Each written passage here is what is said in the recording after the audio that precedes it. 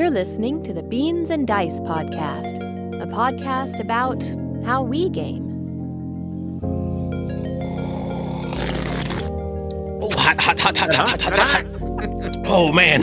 That was definitely hotter than I thought. Happy Thursday, everyone. I know I sound like crap. It's because I feel like crap. And who am I? I'm Carlos. I'm Rob. And I'm Wayne. And we are the Beans and Dice podcast, Thursday Night Live call-in show. Thank you for joining us tonight. Sorry for the delayed start. Just getting through some tech issues. But, man, there's something going on. Everywhere. Like everywhere. Countrywide. Yeah. Right. Like real bad. not just like the family, but like all my employees. Yeah. Every person I talk to on the phone work-wise. Yeah. Everyone sounds like this. For those of you overseas, not in the U.S., be happy right now because, there's something going around there. I don't know if it's a COVID strain or a flu strain or what it is, but Real it's bad. a flu strain. Yeah. I heard RSV. RSV is big right now in Tampa. Going all over the place, yeah. So I got myself some green tea with honey, some of that allergy honey to try to soothe the throat. My Nice. apparently super immune system still kicking strong. So I haven't had a problem yet, so but all that potatoes and whiskey. it is. Irish. I honestly haven't had a cold in like 25 years. It's like insane. Like 1984 was the last time Wayne had a cold. He's got it on the calendar. Still never had COVID. Still haven't. Yeah, it's good. So you might not hear a lot from me because I'll catch you up on my crazy week. So last Thursday, we did cut the show early because I was heading out for some services for a funeral for my cousin who had passed away over the New Year's holiday. So like 2026, I'm already asking, like, is it over yet? Like 2026 has beat me up. Started rough. Yeah. You had a funeral. I had a funeral. I have another one tomorrow on Saturday. So, Oh, man. Wow. So we rushed the whole family. We packed all 7 of us into that minivan. And we drove all the way up to Gainesville, Georgia, which is almost Tennessee. So what, 9 hours? Yeah. Well, you throw in little kids and big kids and kids 11. with chicken pox and kids on rocks and all them kids. It was 10 hours. So 10 hours on the road, and we do the services on Saturday. It was pouring rain all the way from Buc-ee's Warner Robin to Gainesville, Georgia, because you got to make that Buc-ee stop. You got to be Buc-ee's. You got to get the brisket. The landmark. Yeah. My kids don't agree, but it's got to stop at Buc-ee's. Yeah. I knew I didn't like your kids. I'm Yeah, with I your know. kids. I'm with your Oh, kids. really? You're not a fan? Oh, man. I'm not a fan. I'm a fan. I'll stop, but I mean, I think it's okay. Okay, I got to say the best fries this side of the Mississippi. Oh, and they got Them double, triple fried fries are just amazing. They got a banana pudding that'll kill for. Yeah. Yes. Ooh, good stuff. And jerky. Oh, Wall man. of jerky. Wall of jerky. You want jerky? They got the jerk. All the jerk. Any jerk. Name a jerk, they got it. Yeah. Gator jerk, deer jerk, turkey jerk. They got all the jerks. So we hit Buc-ee's, and then we head north, and it just pours rain, Rob. It's that kind of rain where like you're asking yourself, am I risking my life for this right now? Kind of a moment. Should I be driving? When we finally get to the hotel, the kids are asking me, were you like hydroplaning? Because we were freaking out back there. And I'm like, yes. I wasn't sure if y'all felt that, but there was many moments where the back end would kind of wiggle waggle and kind of catch it real quick. Oh, yeah. But we made it. We made it safely, thank God. But it rained all day Saturday. Did it? During the services, everything. It was a cold front. Sunday morning, we're heading back south, and it is freezing cold up there, man. It is dropping into the 40s fast. Brought it back with you bastard. Oh, Yeah, that dog got loose and chased me all the way to Tampa. I guess. Well, Well, it was beautiful weather all the way down. It was just cold, but sunny skies, clear roads, everything was fine. And you know what? I'll open up that phone line right now. somebody was asking already, but Yeah, phone lines are open now. I'm just telling stories. Yep. Because I'm driving it, it's getting close to sunset, and I'm catching up with the family. Come to find out, sometime around 1 o'clock Sunday, my mom got in a big wreck. She got in a huge wreck 1 o'clock Sunday. And I think I showed you guys the picture. I got to find a way to show it on here. Like, every time I show anyone this picture, they make this, like, look, right? Like, you ever remember those books back in the 90s called Magic Eye? Where, like, if you stared at it long enough in a certain way, you can get it to show you something? Yeah. That's what the people look like whenever I show them the picture of my mom's car. Oh, I can share that for you. Hold on. Yeah, because it ended up somehow this college kid over by USF, it was raining in Tampa, lost control, hit Oh, it went a through pedestrian post. the thing into the engine. That's crazy. Yes, my hit a wife asked us, pedestrian "How did that crossing happen?" post. It's like, I don't And know. then- I haven't seen that. While shoving that post across the asphalt, shoved the post into my mom's fender wheel, so front driver's side fender, in through the wheel well, out through the engine bay, popped the hood up, and it's sticking up like 4 feet beyond that, like beyond the picture, Wayne. It's yeah, there's the other photo. Holy moly. Zoom in on that. Look, it makes no sense. It makes no sense how that happened. So once I found out Sunday around 5:00, she didn't want me to know because she didn't want me to race down, but that she was hospitalized. They took her by ambulance, and they kept her. So I drove down as fast as I could safely and made it to Tampa around 9 p.m., hustled over to the Advent Hospital over there by USF and spent the evening with her. They ended up putting her in the Pepin Hospital because of heart issues that had come up. Her blood pressure just went so high from the accident, and ended up spending 4 days there at the Pepin. So I spent all day Monday, all day Tuesday with her. So Sunday night, Monday night, Tuesday, and I ended up catching a cold. Hey, go to the I guess- hospital, get sick. Yeah. My grandmother said, and I'm sure my grandmother, 95 years old, abuelita, love her. She says, yeah, hospitals kill you. You go to the hospital, you die. Yeah. And I guess there's some truth to that when she sees all her friends, right? Where's the last place they're at? The hospital, right? That's where they die. You go to the hospital, you die. So that's what ended up happening to me. That's why I sound the way I do. Thank God, Mom's home now. She got home yesterday. I had to send my boy to pick her up because I didn't want to pass this to her. So she's at home. She's feeling much better, and they've got a recovery plan for her. So I'm not worried about that no more. But needless to say, that was my twig. No. I did get some games in Georgia, so I will talk a little bit about the games in Georgia. But there was no gaming after that. Okay, well, It was Yeah. the how did this post get in that engine bay kind of a puzzle that I played. yeah. Well, I'm sorry you had such a fun time. I mean, that's a bummer for a week. So yeah, Yeah, then there's the ending well, right? It's yeah, we're all heading in the right direction. getting better. And Yeah. there was the fun game, Rob, you're familiar with it. Dude, where's my car? Right, because they take you by ambulance and some random salvage company picks it up and takes it to their tow yard. Yeah. So now you're like hustling around Tampa trying to figure out where's my car. Yeah, calling the police. Who did you call? Who's on rotation? Yeah. Yep, we figured that out. So today she was able to get her license plate, get all her belongings. It's going to Copart. That thing's a goner. Oh yeah, total. Yeah. How was your week, gentlemen? Like, Not nearly as exciting as that. Yeah, it's kind of rough. Yeah, Yeah. it sucks. Rob, you go ahead, man. I'm just trying. Haven't done a whole lot. My son, my oldest son, is coming home tonight. He flew out 5 days ago to Salt Lake City, so it was his first time that he's been that far away from home, away from Florida. He's 22 now, so he can handle it. But anyway, he was going out to training. it's beautiful out there, man. I took Christian there. It's gorgeous. He liked it. He didn't have a whole lot of time to do stuff outside of the training that he was doing there for his new job, but he went outside and turned on the video chat and was showing me and his mom pictures of the mountains and stuff, just walking around and just everything around him. It's all mountains around there. So really cool. So he had a good time on the way back. He's never been to California. He had a layover in California in San Diego. So they flew him an hour away from us to get out, change planes in San Diego to fly. The same for me. They flew Yeah. me to Phoenix and then back to Salt Lake. Yeah, nice. So he's coming home tonight, so he'll be popping in here in a bit. But other than that, my daughter, my middle kid, went back to University of Florida, so she started classes on Monday. So she's back to studying and doing that stuff. And then my youngest has been a little withdrawal. The older brother and older sister gone, so he's been moping around the last few days. But Oh, that sucks. yeah, anyway, he'll get over it. So, yeah, that's been my week. So working and doing that. Yep. Crazy, yeah. It's kind of similar actually. Since I mean, like life is crazy, but I work at a university, or college. So the college we're getting ready to start the spring semester, so a little busy there. But then my kid has soccer, and then Soccer's back on. Oh yeah, soccer's back on. We took a couple week break for Christmas, but soccer's back on. And then he's in a play. He's the lead in a play that's going to be starting this week, not this weekend, but next weekend here in Tampa. 3 weekends Nice. in a row. So he's got.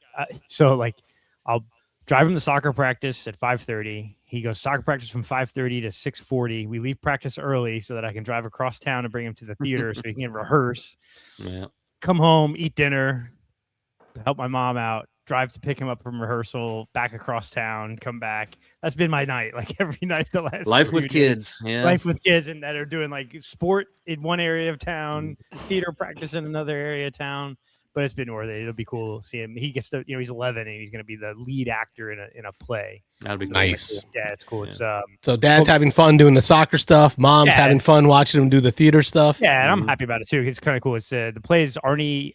He plays Arnie, and it's The Itch, and it's about a young boy's first bar mitzvah. He's playing a little Jewish boy having a first bar mitzvah and kind of like getting into girls and not girls and whatever, and it's cool, so he's got a ton of lines, so it's fun. It's fun seeing him. That'll be cool. Anyway, so that, but I did get a couple of games in. I mean, we played him and I played some crossbows and catapults. Or Yeah, let's get into our twig. We'll jump into the twig first since we're talking about what we've been doing recently. Yeah.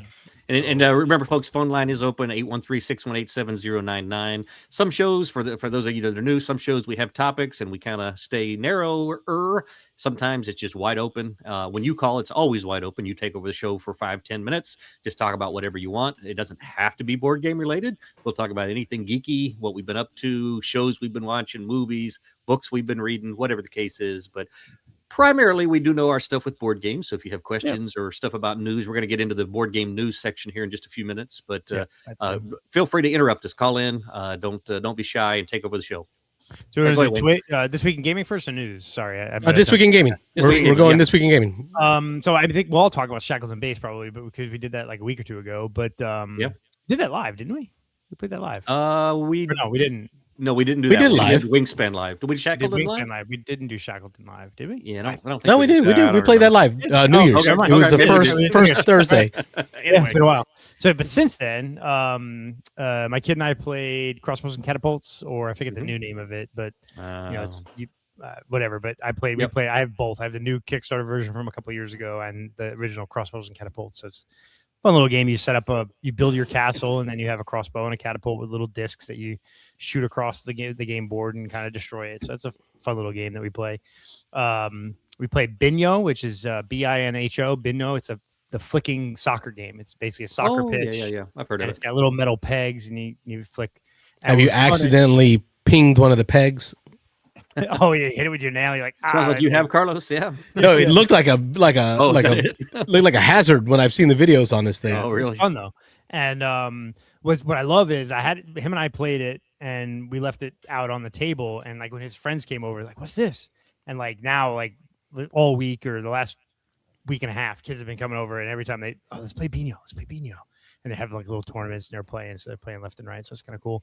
And then I finally I tabled Video Game Champion, set it up, watched the video how to play, set up 2-player, him and I played it, and really fun game. So Video Game Champion is similar. It's a Brazilian game that Tom and the Dice Tower folks were big on a couple of years ago. It was kind of a companion to Comic Hunters. Comic Hunters is the one that really took off. Yeah. And then Captain Gamer, Pop and Tot have talked about Video Game Champion on the show.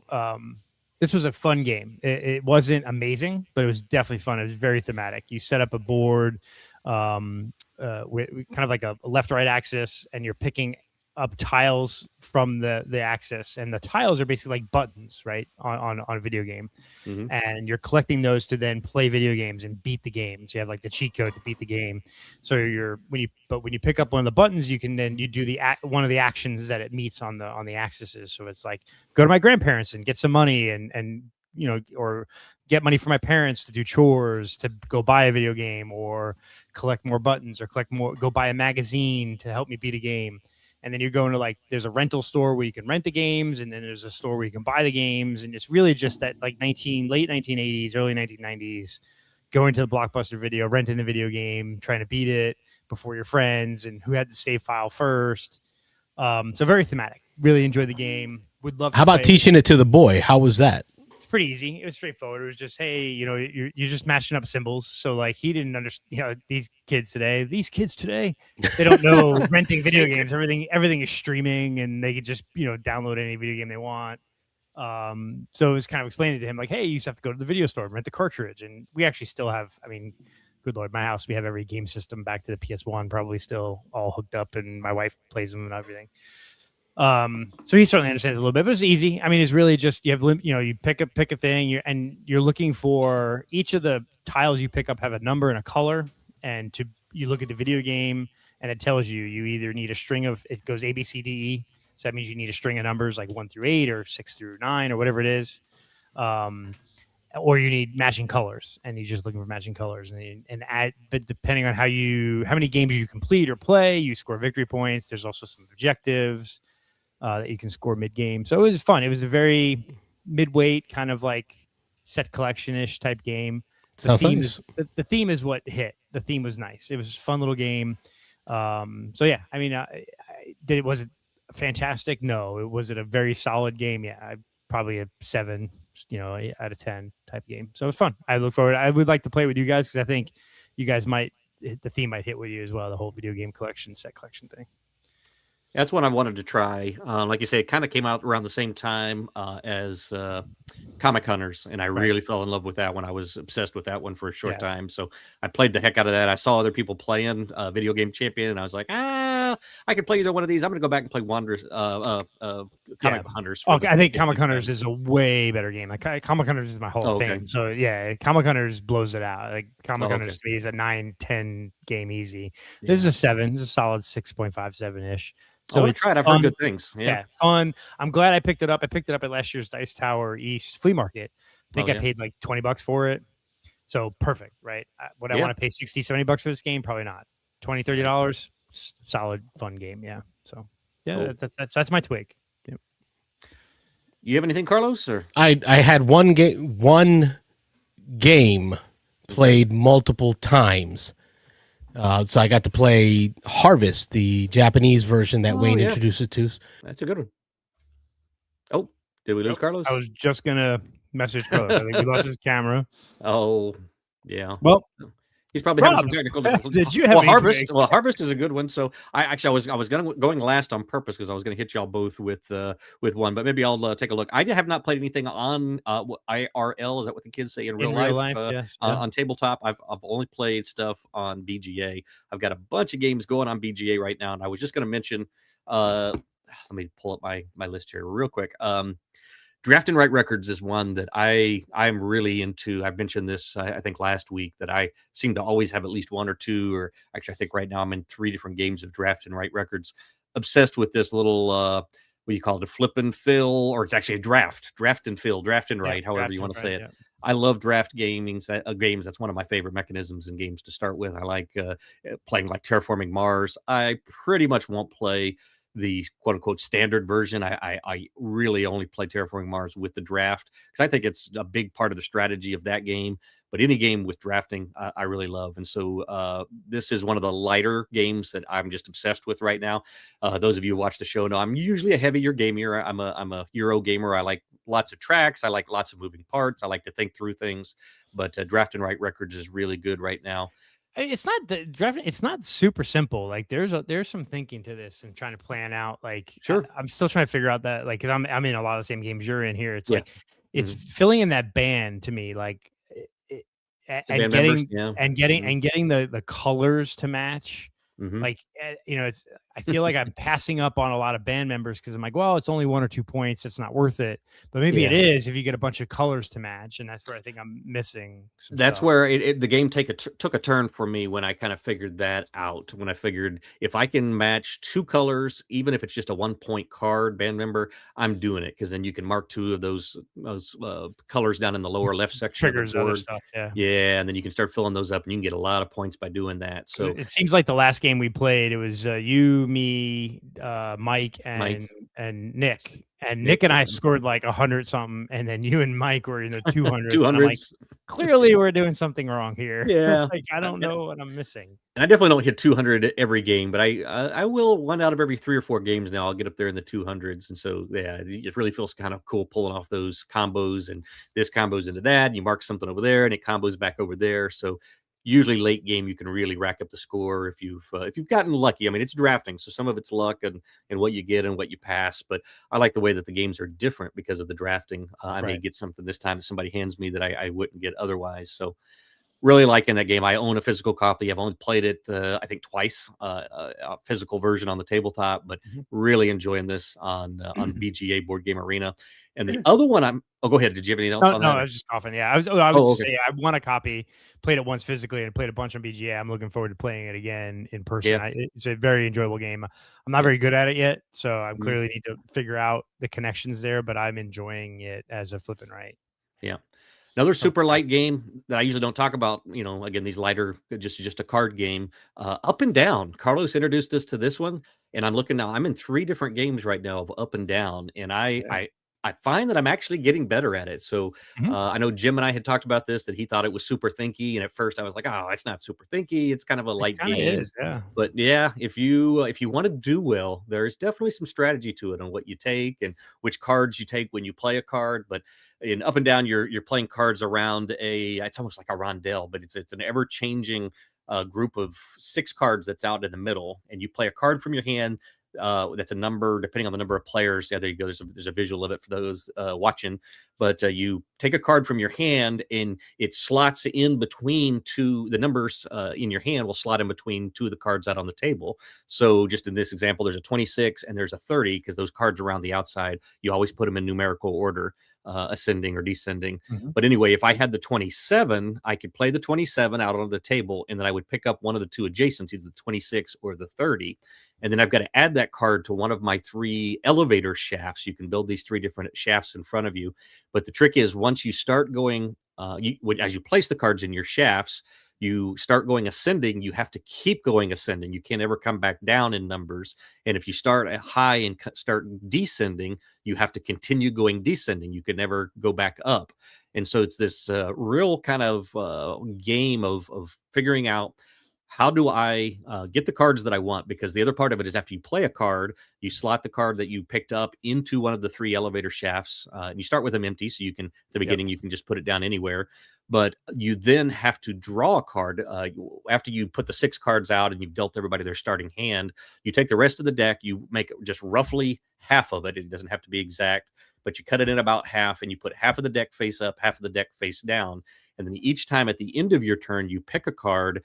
And what so many people do when they learn this game, or when they're first learning it, when they're first playing it, is you grab cards that you want. So like the 46 here, just seeing here in your middle run there, you've got a Yep. 48. That 46 would be great. But the trick But is, once it's how in do your you get it hand, there? Yeah, you yeah, have to it's play in your it hand. before You you got to get get it. it onto the table, then hope nobody else grabs it, and then go all the way back around. And then you have a Yes. card close enough in number that you can then play next to the 46 to pick the 46 back up. So Yeah, I think what I learned, I think I won the last game version of this that we played, is okay, the card you pick up from the middle, don't expect to get it. Like right, you pick the card in the middle that will help you get a card or 2 that's in the display already. right, Yeah, it's fun. I'm enjoying this game. It's definitely pretty thinky, because you only have 3 elevator shafts, and once you start going up on one and down on another, you only mhm, have that one other one to start. Which one? How do you start that? And yeah, then the big thing is the colors. You have to try to match the colors yep, in your stacks, for because the that's how you scoring. really get multiplication of your scoring. Yep. But So yeah, at the end, yeah, what you do is well, a couple of quick things here. Just, I mean, we'll finish the explanation because we pretty yep, much explained the whole game. But yep, if you ever can't place a card, you have to discard one of your elevator shafts.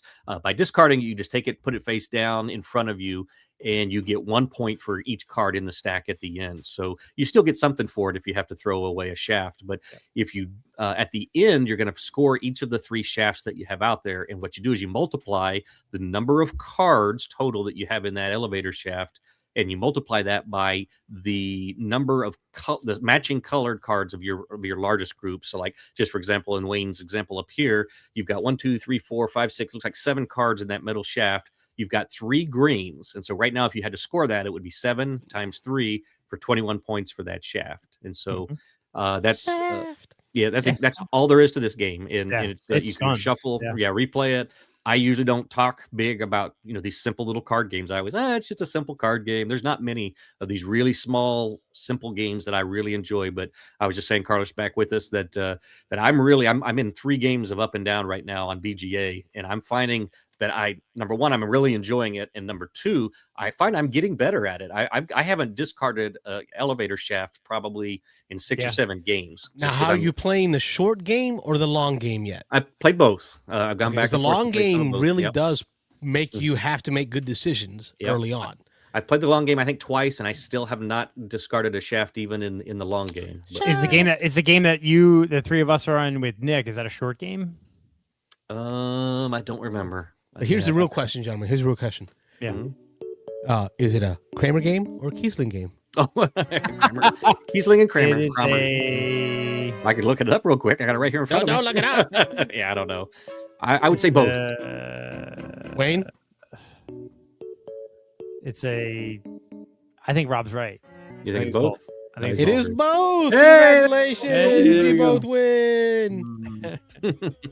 Our friend in Tennessee would be so proud. He would. It is a good game. Wolfgang Kramer and Michael Kiesling, Up and Down by Capstone Games. I think it's the same company that does Arc Nova. Is it? Okay. Not Arc Nova. Yeah, Arc No, Nova. The And company. animal. Yeah. Yeah. So it's good quality cards. They're beautiful. Wow, you've seen them in person. Oh yeah, the shiny Embossed with gold. Yep, Yeah, yep, really yep, nice. Yeah. And the box. Oh, the box. The box. Oh, the Got your box is elevator cool. shaft on the inside, and then your lobby on the inside, and then behind the cards on where each stack of cards goes is an elevator door. So it looks like kind of like a lobby to a hotel room. Here, show that again. Making you big Show there. it so again. you Check know, out you can these. show them. Check out Those that are these watching. embossed. Let me see if I can get the shine. There you go. A little shine They're on it. So Yeah. shiny. Yeah, they're Nice. cool. Little gold foil embossed. Yeah, Yep. Up and down. Great game. Great choice. yeah, it's a fun. one. So Musar had asked if interested in your thoughts on Wondrous Creatures, if any of you are familiar with. I have not played Wondrous Creatures. I don't think any of us guys have yet. Yeah. Oh, I have. Oh, have This you? is Did you play this is the one with the meeples and the magnets that ride little dragons, placing on hexes. So this is was taught to me this past year. Mitch from Louisiana, our man Mitch, which he will be joining us in the next week or so to talk to us about Sobo, to really sell up on Sobo. But I have a surprise announcement. I think I'm going to Sobo, but we'll keep rolling here. Yeah, I We'll think I'm gonna save be that there. one for when Yeah, Mitch yeah, joins yeah, the show. There you go. But I was driving down from San Antonio with the family from a summer vacation, and I stopped in New Iberia, stayed there. Mitch and Connor showed up to the hotel. We did a whole bunch of games of toy battles that I put up on stream. Yep. And then Mitch taught me Wondrous Creatures. All right, so Okay. my thoughts are there's a lot of cool things that I remember. Some of it had to do with where you place your workers, because your workers Hold on, sorry. are right. I thought you were like smoking something. You said little people that ride on People riding dragons. on little dragons. That's exactly it. Like you got these little dragon worker pieces, right? And they are 2 hexes long. That's the cool part. Every people you place will sit on 2 hexes. And then you look around the 2 hexes that it's on, and it will kind of like imagine it's got a little fishing net, and it's going to scoop up these resources or eggs or whatever it's next to based on what it's around.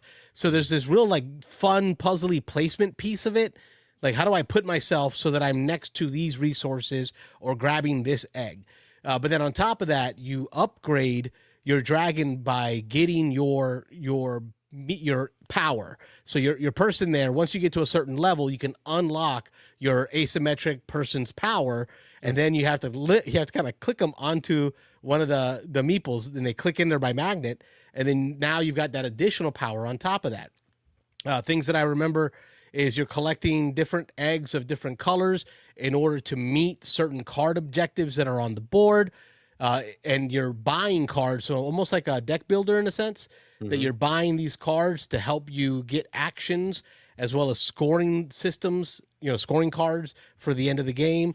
I walked away with my feeling. The immediate feeling I got was, wow, that was cool. That was cool. I wasn't like enthralled with the IP. It felt a little Pokemon-ish, like you're getting all these different types of creatures, but I don't know if it's worth the price, because it was at the time a very high dollar, well produced game that I felt I got just as much joy in other worker placement games at a much less cost. But every card in that deck is completely different. Every dragon / creature in that deck is completely different.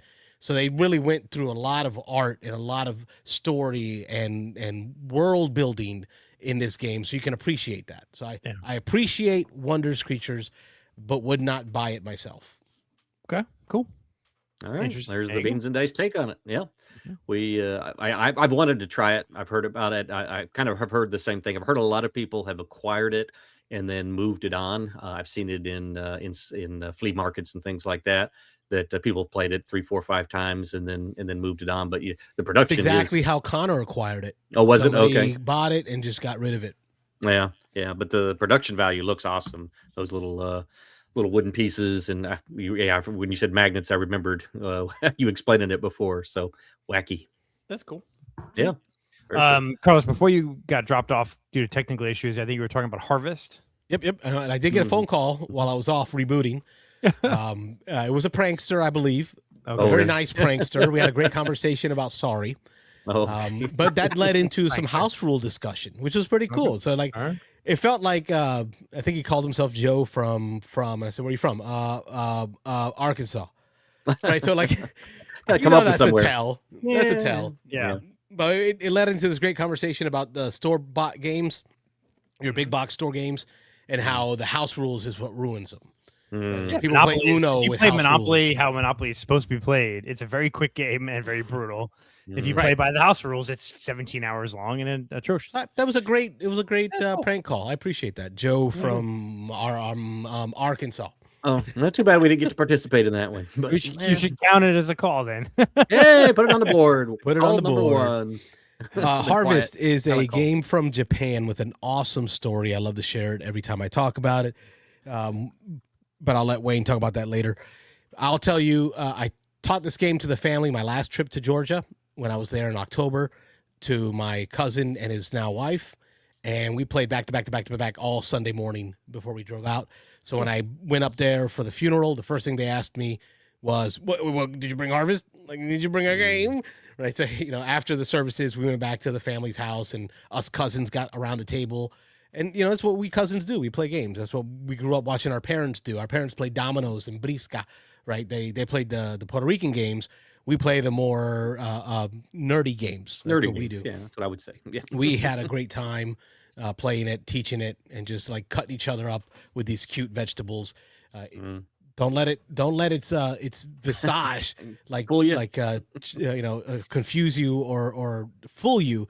It is a cutthroat game of taking Brutal. what you can when hilarious. you can and giving away negative points as often as possible. Yeah. For sure. I feel like that's a game that just needs to be picked up for US release and made it wide. It and Dice Tower people talk about it. I've seen other podcasts talk about it. I feel like it's going to hit at some point and get picked up, but we'll see. We had It a would do 4-player well. game where my cousin's wife, Katie, got 170 points. Yeah, Wow. 100 I think because of the newlyweds, so we were all being nice. No, there you go. You can't be nice in Harvest. Yeah, that's a crazy score.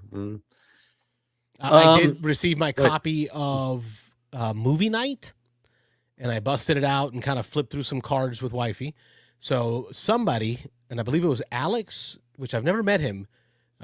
Is he the one that hosts the game nights? Yeah, Alex. Yep. Alex. Yeah. I believe he here, yep. posted a code for all yeah. last a couple weeks ago for a free game, like a free small box game from All Play.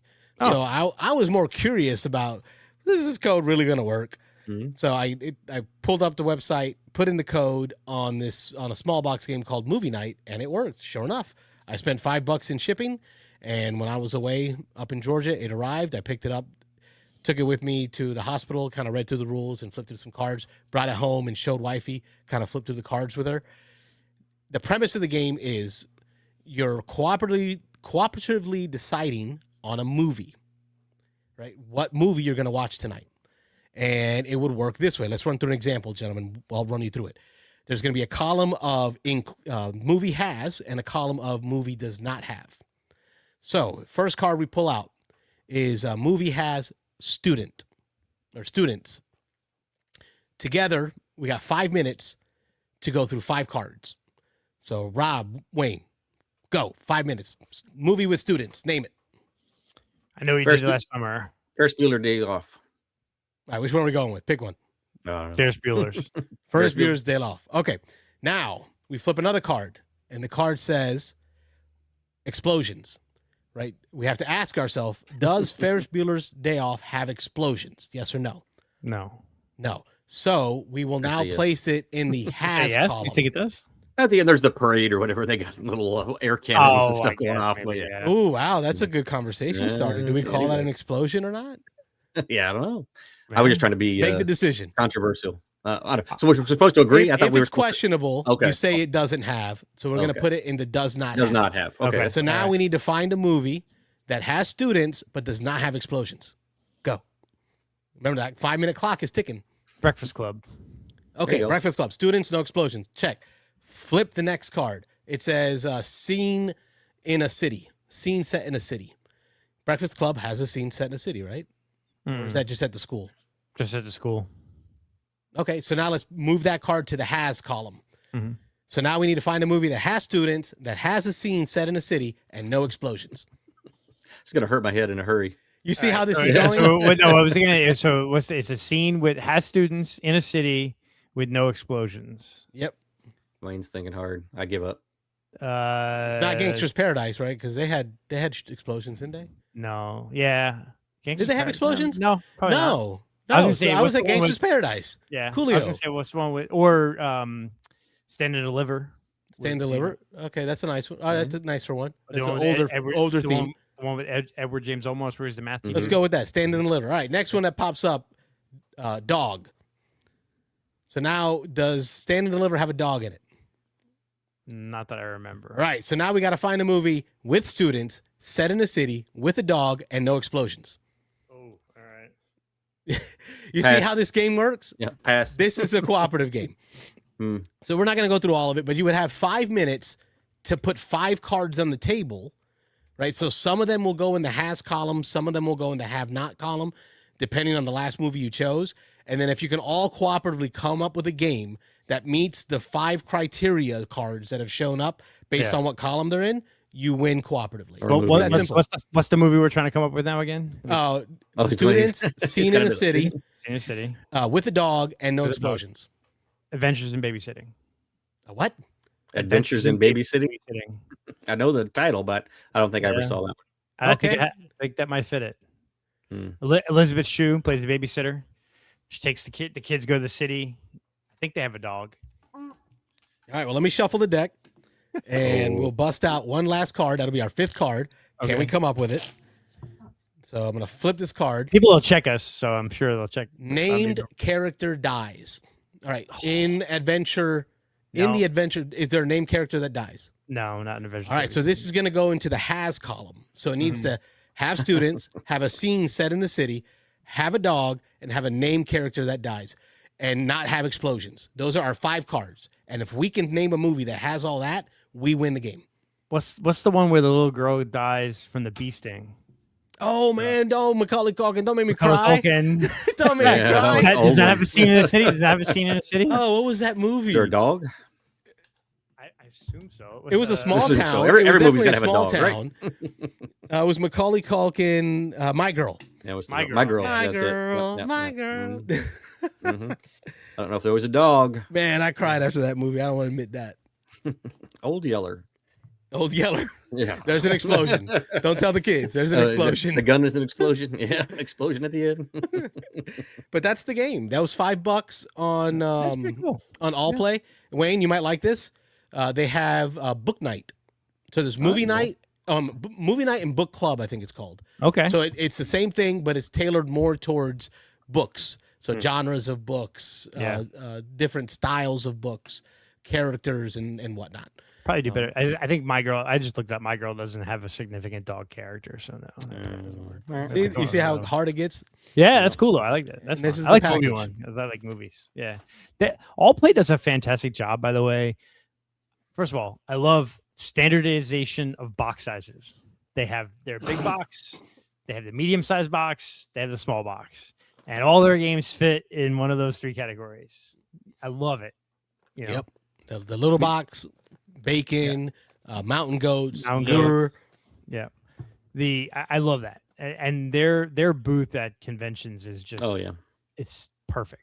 It's like, here it is. What's great is they have the deluxe components. Right. They have There's here's the tower game of deluxe components. and right below it is its expansion, and they have the Below that. bundle. You can bundle all this for this price, so you can buy the individual game for this. And here's a small box. Here's a tiny box. They have like tiny, small, medium, large, all the same size boxes. Fantastic. Yeah. Question though, Carlos. Yeah. Mountain Goats Legacy. Ooh, all right. Did you watch the Dice Tower playthrough?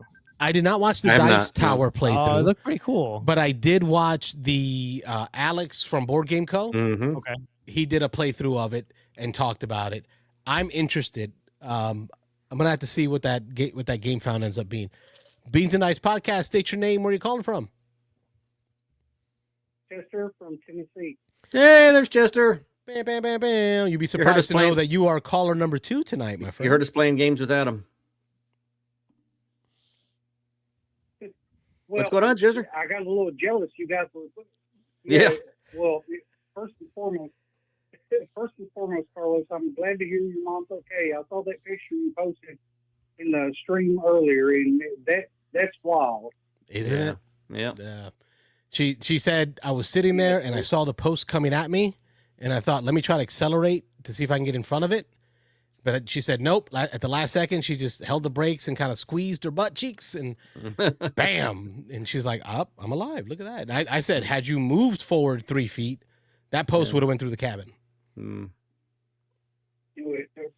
Praise the Lord. I mean, that's great. But here's why I think it's a God thing, Chester.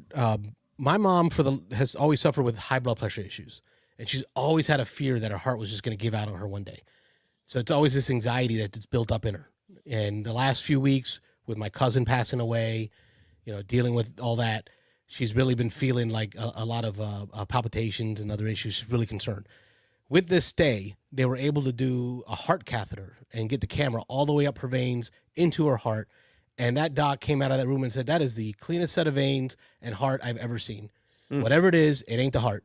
So now she's got like this relief off of her chest, knowing that, okay, my heart is good. It's a strong heart. It's something to do with the rhythm. We can figure that out. So I think it's a God thing. Okay. You're like, oh, you want to complain about your heart? I'll help you. I'll help you fix that. Pow.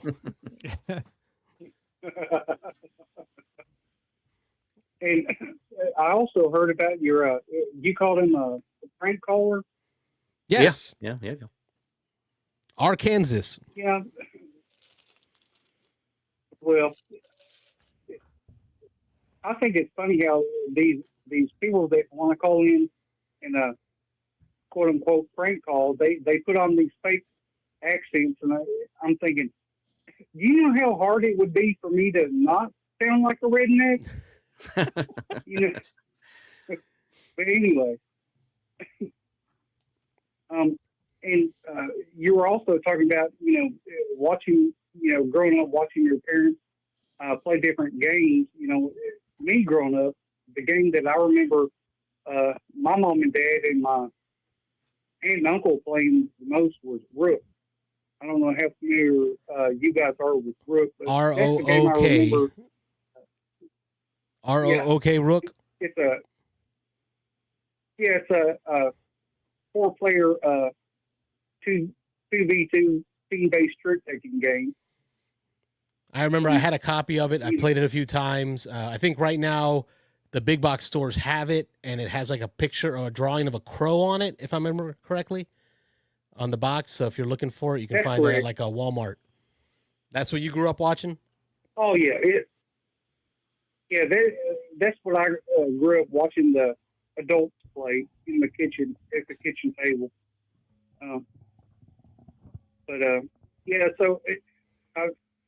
And the next thing I want to say, I was a little jealous when you guys started, playing a little bit of Kramer, Kiesling, or both. I got to tell you. Without you, yeah, I know, it's crazy. A little jealous. Hey, you invented it. We just stole it. Yeah, we do that.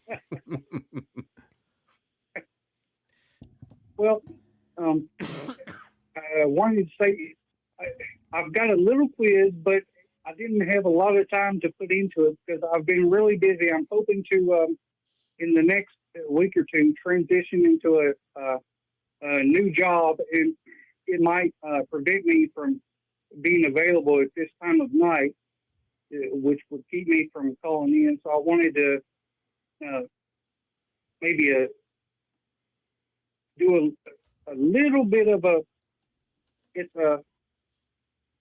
a kind of a thrown together quiz, pretty quick. It's a before or after, where I would give you a game and tell you the year it was released, and then give you another game, and you tell me whether it was released before or after.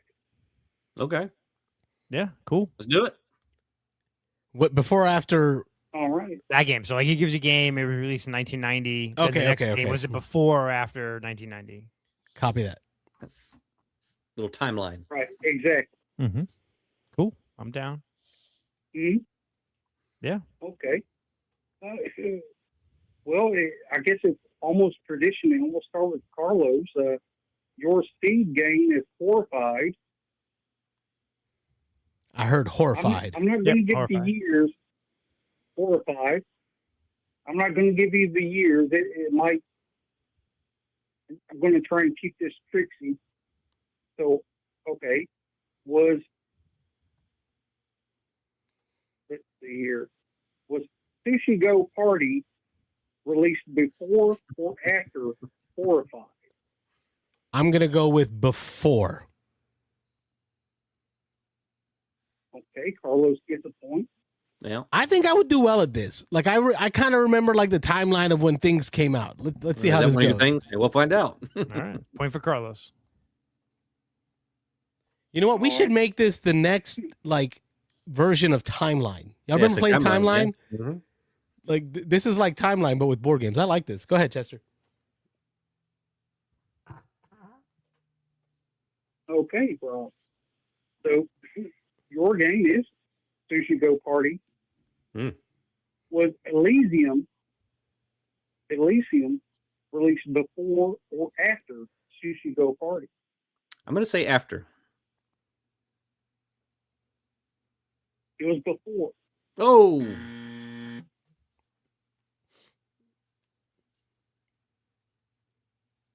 Okay, Wayne, your game is A Feast for Odin. So is So it it's so compared to is- Elysium? compared to Elysium? Compared to Elysium, yes. okay. A Feast for Odin Yes. came Was out. A Feast for Odin released? Yeah, so Feast for Odin came out before Elysium. Incorrect. Oh, Yeah, Elysium was like 20, I want to say 2016, 2017 maybe, and Feast for Odin's older than that.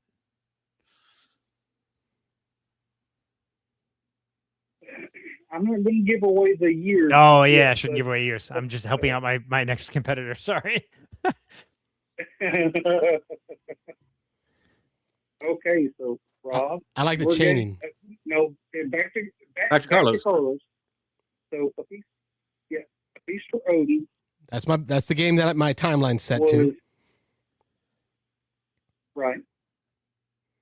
Was Gold West released before or after A Feast for Odin? Gold West. I think I know that one. All right, Feast for Odin. Let's see. Uwe and what sounds like a Dr. K game. I don't even know what Gold West is. I'm gonna The designer is J. Alex Cavern. okay. I'm gonna go with A Feast for initially- Odin came before Gold West, so Gold West would be after. I don't think so. Yeah, Rob's right. That's incorrect. Yeah.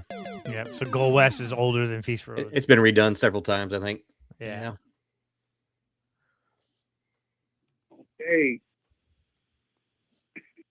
Let's see. Okay, Rob. Mm-hmm. Gold West. Your game is North Wind.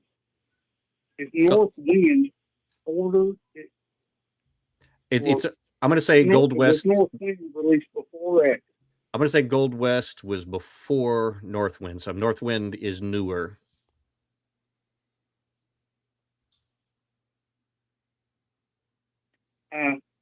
Incorrect, buddy.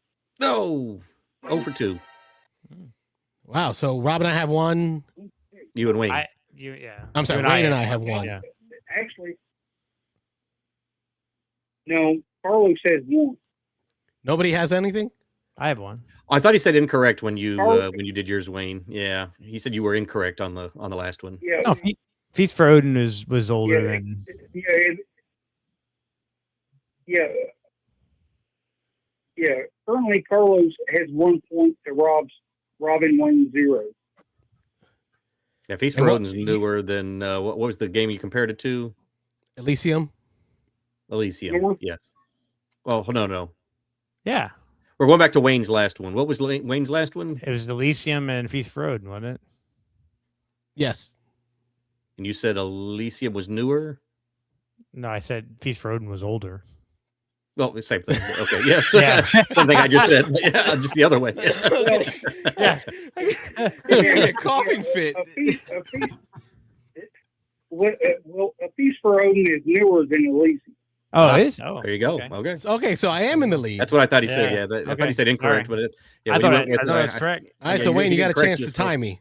Okay. right. Okay.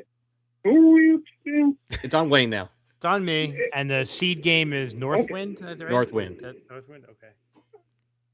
Northwind, correct.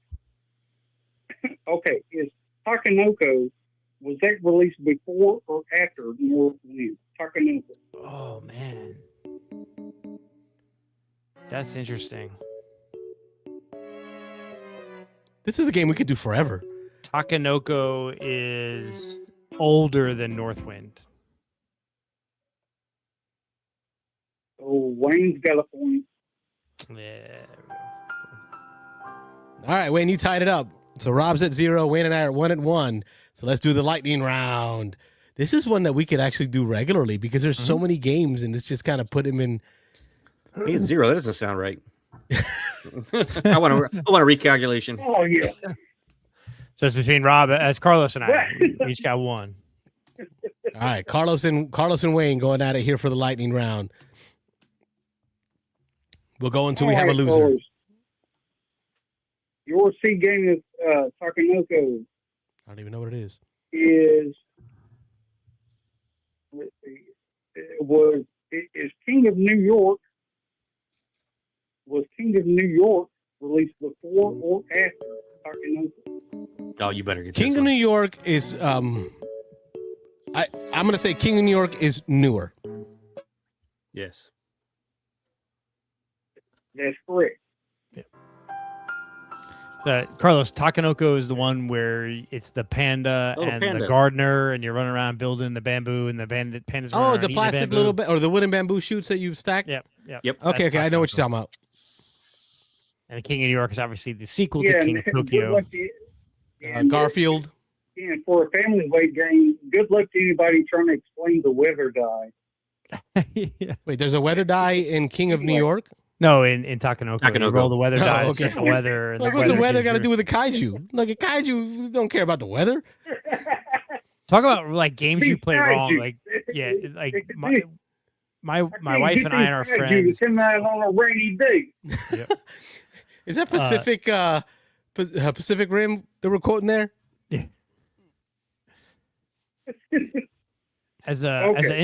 So Chester, real quick, right. as a side thing, Takanoko is a game that my family and game group played that game wrong for 10 years.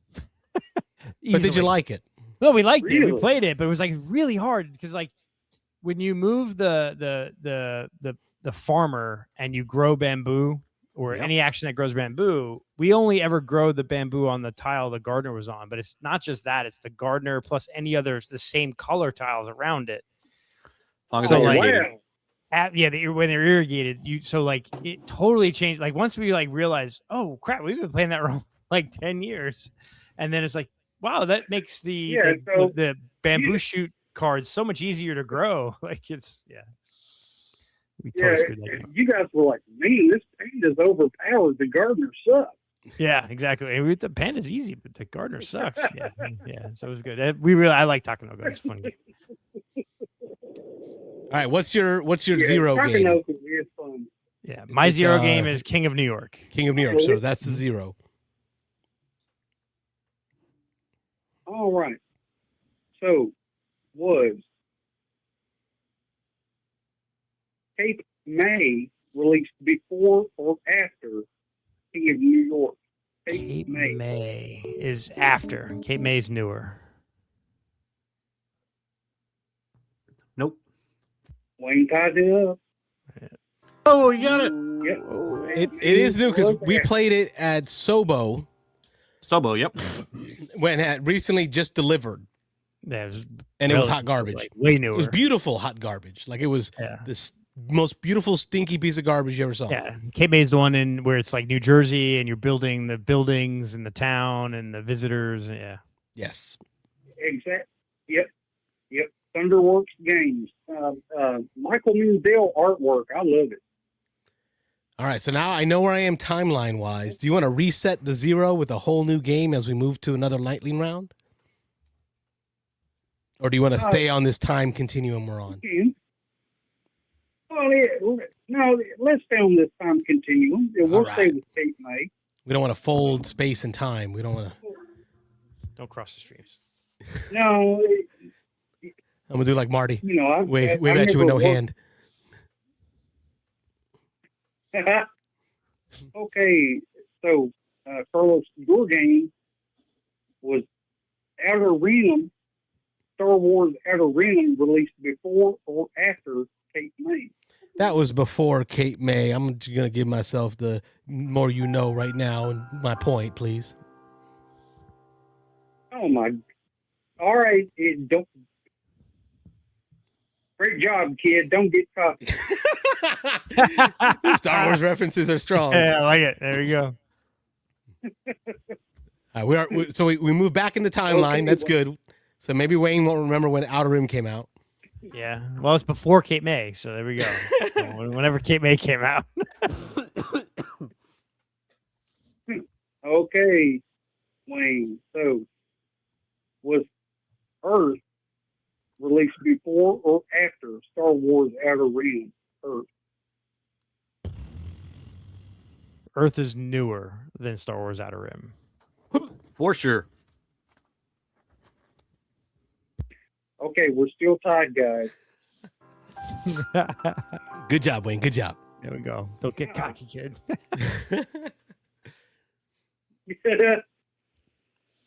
Okay, Carlos. Is Meadow? Ooh. Oh, that's a hard one. Ooh, that's a good one. Because I remember playing that at Dice Tower East with William. And I'm thinking about, okay, so it's Meadow and Earth.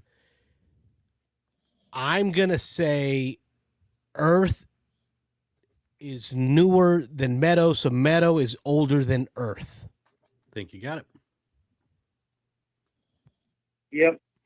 Carlos gets the point. Yeah, baby. Okay.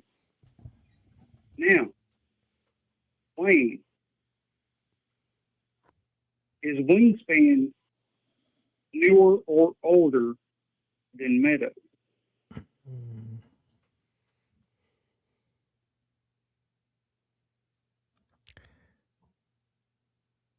Wingspan is older than Meadow. Gotta be. Gotta be. That's a point.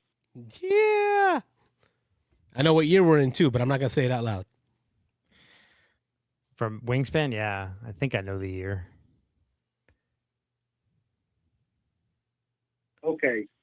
So I'm going to give, okay. Gonna run out of games here. You gotta make it tough. There's no way. There's 3,600 games coming out every year.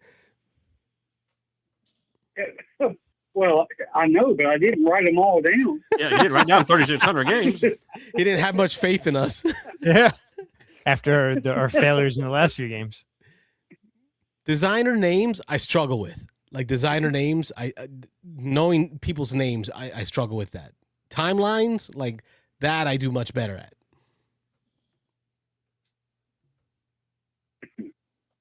Okay, let's see. Let's do a little bit of a higher or lower in accordance to their BGG ranking. Higher means closer to 0. I like this.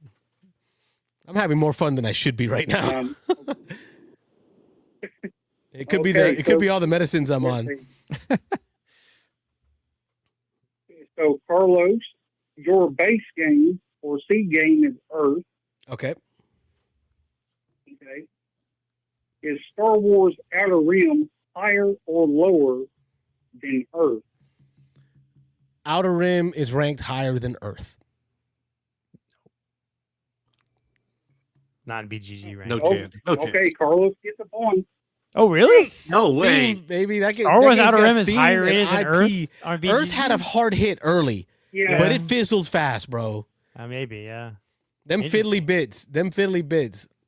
That's interesting. Okay. I bought it and played it once, and it's still on the shelf. I'm not a fan of Earth, but I thought it was higher rated. Good. I can see this is where it's headed. Wayne can mess this up. Okay. Okay, so Star Wars Outer Rim is my seed game. Yep.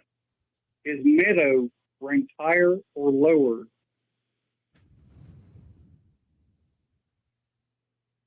Than Meadow Outer is Rim? Meadow is ranked lower than Star Wars Outer Rim. Yep. Still tied. That Star Wars IP is strong. All right, so Meadow is now our seed game. So we're shifting. Yep. Meadow is your seed game. So there are more opportunities for games to be higher than that. Okay. So, Carlos, is Horrified higher or lower than Meadow?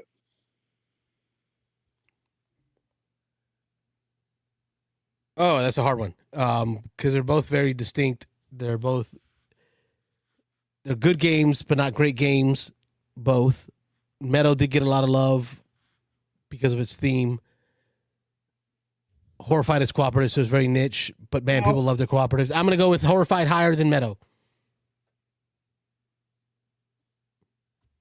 No points, Carlos.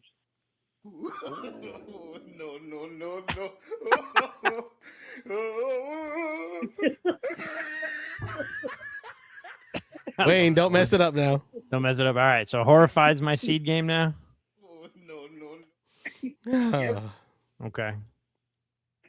Okay, Wayne. Your seed game's Horrified. Is Sushi Go Party higher or lower than Horrified? My God. Rob's just listening in the background, eating Good. I tacos. know. Eating Just tacos finished my from dinner. Taco Bell. Yeah. Yep, just finished my dinner. I come back on camera now. I'm gonna say Sushi Go Party is. I always confuse higher or lower rated, but Better or worse? yeah, better or worse. I think Sushi Go Parter is worse rated, so So rated lower rated than Meadow. Meadow's And by higher lower, up, you mean worse. So Yes. it's got a bigger number. bigger number. Yeah. Yeah, lower is further from 1. Okay. Yes. Good. Yeah. So lower. It's a lower rated than Meadow, or sorry, than Horrified.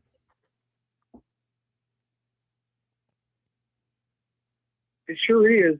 Wayne is this week's winner. Woo!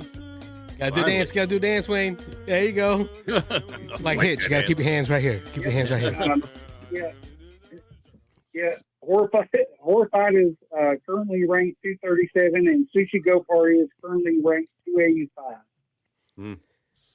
Chester, I was planning on ending the show early, but that gave me some energy. That gave me some life there. That was so Go much again. fun. We got one mic, one game in the chat. We got Captain Gamer in the chat. So we got I know you folks are waiting for more, but I was having too much fun. Chester, do me a favor. Can you email me at beansanddice@gmail.com somewhere where I could send you some swag? You've definitely earned it. You have become Game Master of the Year I know it's a little early in 2026, but Yeah, already getting the title. Yeah. getting titled. I'd like to send you some swag, some magnets, some stickers. I might even have some Beansanddice dice laying around. Ooh, I nice. think you've earned it. I think he's earned it. I got a few if you don't. Beansanddice@gmail.com. Yeah, well, I sure can. And like I said, I'm hoping all goes well with my potential new job, which would mean I won't be able to call in near as often. But, that's the way life goes. Yeah. If we don't hear from you, it means you're good things for you. You can always listen back, like, and Yeah. comment on later times. So, And just know we're going to steal your idea. Yeah. It'll live on longer. We're going to keep it going. Yep. It'll live on. we'll each week one of us has to be tasked with coming up with a game in Chester's honor. I would appreciate it, guys. But yeah, once again, glad to hear your mom's okay, Carlos, and glad everybody's okay, and all in all, everything's all right. I know you're a little bit under the weather, but I just wanted to call in and touch base with you guys. This week's quiz went better than I thought it would, to be honest. So, He thought we'd fail quick. He had to come up with a plan Had B. much confidence. I was out quick. Thank you, Chester, so much. Thank you for the well wishes and the prayers. Much appreciated. God bless. We'll pray for you in your new job. That all goes well. That continue to have blessings in 2026. And we look forward to hearing from you whenever whenever with you call in. updates. You're much appreciated, brother. Send me that address, beansanddice@gmail.com. I'll send you some swag. I sure will, guys. I'm going to jump off here and get back in the chat. Take care. Bye-bye. Thanks, Chester. Have a good night. It's our buddy Chester from Tennessee. Thank you so much for making it a call-in show. We're going to continue to make this a call-in show. Beans and Dice Podcast. State your name. Where are you calling from? Howdy, guys. It's Chris. Oh, Hey, howdy, Chris. What's Caller going number on? 3 for the evening. Now we're getting some calls, gentlemen. 2026 is starting to pick up some pace. Yeah. That's right. We're picking up sticks in 2026. There you go. Likes to rhyme every time. Talk to us about your 2026 so far, gaming-wise. What you got going on? Well, so far we got a game of video game champion, a game of trekking through history, a couple games of Las Vegas, 3 games of The Hobbit there and back again, 3 plays of Spirits of the Wild Awakening, and I think those are the ones off the top of my head I can think of. See the issue is Chris has not hit the point where where Tot is like doing 50 million things and he's driving all over town left and right. That's what I'm hearing. But he still has Tater in the back there, the daughter. So he's got like they're lined up. I also wanted to get Wayne's thoughts on Video Game Champion. I know I asked him in the Discord chat, but just curious if you gotten to play it a second time. And... Yeah, I haven't got a second play in yet. I talked a little earlier in the show, so you probably missed that. But it was a solid game. I enjoyed it. The theme came out pretty good. The kid enjoyed it. I definitely want to play it with 3 and 4 and see the bigger game. It didn't blow me away. It's not a 9-10, but it's a solid 7. Yeah. Very, very good game. It's relatively easy to play. I just like the idea. The video game theme, I think my wife will enjoy because she likes gaming, but she wants theme in her games. And I think this would hit home because that's what all she does is play video games. So it should hit home with her. Yeah. Yeah, the theme really brings it out for me too. And then all the nostalgia from the 90s too. Yeah. Like if you're at that age where you grew up doing that, going to Blockbuster Video, renting those games, then it definitely hits harder, I think. I kind of wish, I understand the games from Brazil, and I understand just like with comic hunters, like the biggest thing of getting comic hunters to the States was all the comic books and getting actual comic books. I think Video Game Champion would just kill if the video games themselves were actually the real old school games. Like if it was Metroid and Zelda and GoldenEye whatever. It would, oh my God, it would kill. Like that's the one thing it has a fantastic theme and it hits hard, but all the video games are kind of made up. And they're made up, like you could tell, like the football one that's clearly Tecmo Bowl. Tecmo Bowl, which right? I have NES. NES. It's clearly Tecmo Bowl, and it's Metroid, and there's Zelda, and there's Link, and it's like they're hinting at it, but it would kill if like I almost want to look on the forums to see if someone has like done like a fan made like A rip-off version, yeah. Rip-off version, kind of like with like Drum Fabric and Hollywood Blockbuster, where people like make their own versions. But yeah, I think it'd be awesome if it was like the legit video games. But yeah, it was fun. I'm gonna play it again. I gotta get these guys to play it this year. It's on. I added it to the list of games to Ketchup-palooza. Ketchup-palooza games. Got a pretty big table print too, table footprint. It is a bit of a table hog, I'll tell you that. Yeah, it does take up a lot of room. Yeah. Have you guys heard of the Spirits of the Wild Awakening, which is like a second edition of Spirits of the Wild? I recently acquired it. It's a mass market game from Hasbro. I believe it's Hasbro Mattel. I think it's Mattel. But it's actually really fun. It's a 2-player only game. Have y'all heard of that? I don't think so.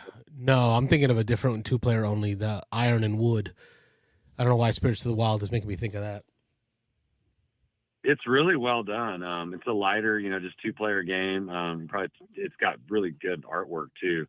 But in a nutshell, you're just trying to get these beautiful stones. These beautiful stones, which you're pulling out from a bag and you're putting them on a tray, and you pull out a few at a time. And it's basically drafting these stones, but you only see a few at a time, and you have these abilities. It's like action selection game, and you have these tiles that you flip over, and one might be draw 2 from the bag, keep 1. Another might be draw 2 from what's available, and so forth. So there's these different action tiles, and after you've flipped over 4 action tiles, you can take one of these special spirit animals that have like a unique ability that's very strong. And so there's a little bit of a push to try to get those, but they're all unique. Each one's a different spirit animal. Every one of them's unique. You play with 6 spirit animals. Let me think. Is it 6 per game? I believe it's 6 per game. So you're cycling through them. So you'll see them again. You get to reuse them, but and then after you've done that, you take a spirit animal, then all your action selection tiles flip back up the right side way, and then you can select from all of them again. But you can only select one action at a time, and then once you've selected, you can't do it again until all your tiles flip over. So it's one of these really cool action selection games. There's also this fox that you can place and move around, go back and forth between the 2 players, and wherever the fox is, it blocks a spot, so you can't place stones on that spot. So that's where the player interaction, kicks in, besides just the drafting element. So you're moving this fox around, and it's messing up your opponent, so they can't do certain things. And then they're like, man, I need to place this stone here, but the fox is there. But then there's certain spirit animals that can make you move the fox. There's also a tile that everyone has that will let you move the fox, but you have to be kind of charged up to do it. You have to do 2 of the one, where you just take 1. If you flip both of them over, you can move the fox, and there's another one that lets you move the fox. So you're constantly moving this fox back and forth. And then the game is cool because it ends variably. Every game, you never know when it's going to end. There's these special spirit stones that are clear. And once you have, 5 out, stones, they double the score. So wherever you place a spirit stone, it will double the score for that spot. So you can take it early and try to get it before the other player, but it's best if you wait till you fill up that spot and then you maximize your points. So it's a really cool, clever 2-player game that surprisingly is good for, a company like Mattel or one of those mass market game companies. Yeah, it looks nice. Hit him with that swipe or no swiping. Yeah. Yeah, it looks nice. I've seen swipe or no swiping. Pictures of it and stuff. Those stones look pretty cool. So, but yeah, from what we can see, it looks like there's 5 spirit animals on those boards. But yeah, it looks really neat. This is cool. Yeah, I've never heard of it. 5 of those tiles where you're placing stones, and then there's a whole bunch in the box. So every game you can mix and match those every game. So you only use 5. I think there's 20 in the box. And you play with the same 20, obviously. Each player plays with the same 20. So you pick 5. I picked the same 5. Basically, we use the same ones, but every game you can mix and match, change it up. They're all different. One might be you have to have all different. One might be you have to have pairs of the same. One might be you have to have, a one pair and then another with 3 of the same. I mean, there's all sorts of different combinations. There's one that just can take anything, and then when you trigger it at the end, you get this powerful ability where you get to go again, take another turn. There's all these really cool abilities that trigger once you fill up one of those spots. What made you want to pick this one up? Dice Tower. I saw something on the Dice Tower channel, and they were talking about it. Yeah. Camilla reviewed it, and she gave it an 8 out of 10. Yeah. And then Z talked about it on a video too. I've They seen really it enjoyed in several both of places. them. It's been popping up. Yeah, this one's Anything with Mattel on it, I don't think I would have gave it a second glance. Yeah. No, I wouldn't have either. Yeah, Hopefully, this is a sign of things to but come. my Hopefully. son and I like playing it.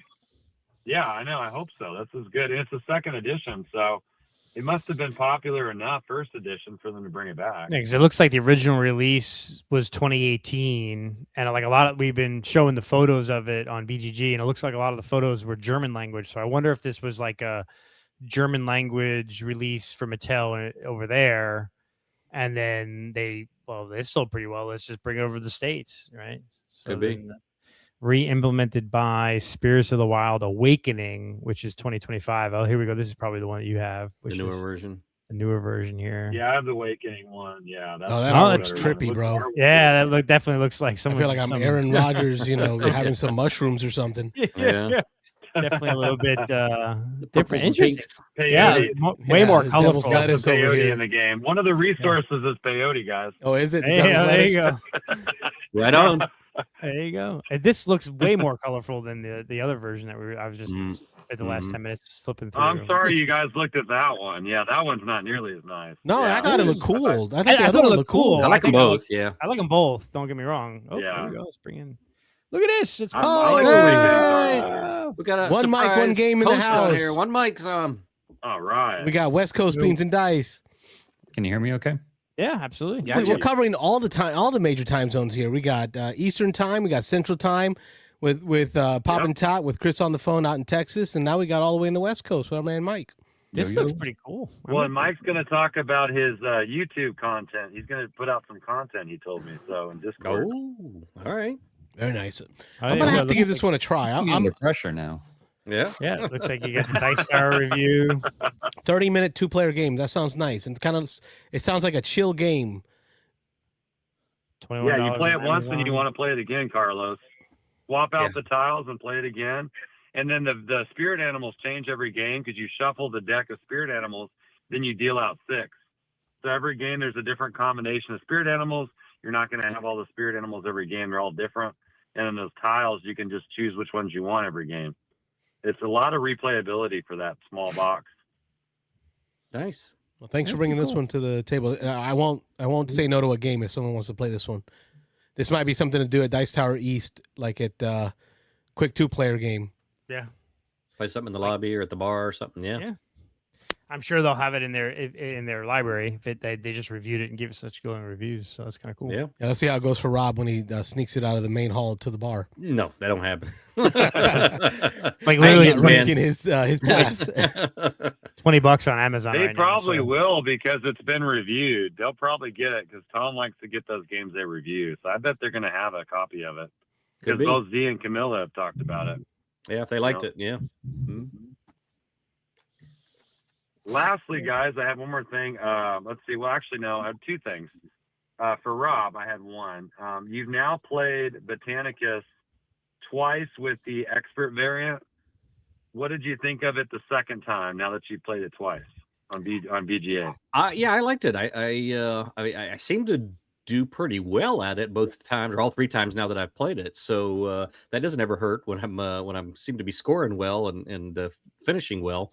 But I like it. I like both, to be honest. I like the extra that the expert version adds, but I do like the simpler version just to kind of whip out a quick game and play through. So the expert version is definitely thinkier. There's definitely more. You gotta really calculate your moves and try to be even more efficient than you do in the regular game. But I like them both. I'd say it's a good game. Great. What about you, Wayne? Not so sure I'm a fan. Yeah, you were like lukewarm on it, I know. So yeah. Yeah, I don't know. Maybe I just need to learn. I need to learn a little bit more of what to do. I was still kind of like hunting and pecking at it a little bit. It was okay. It didn't. I think what it is like sometimes I'll play games on BGA where I'm kind of like trying to figure out how to play, and struggling through it makes me want to learn it more.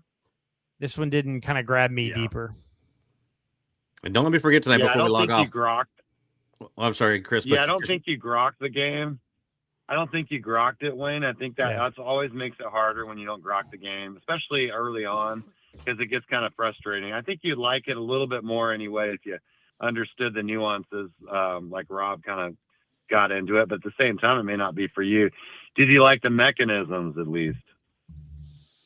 With the action selection where the top one goes first and the bottom one goes last and turn orders changing. Do you like that mechanism? Because that's a big part of the game. Maybe that part you don't like. Yeah, it didn't. It was okay. Yeah.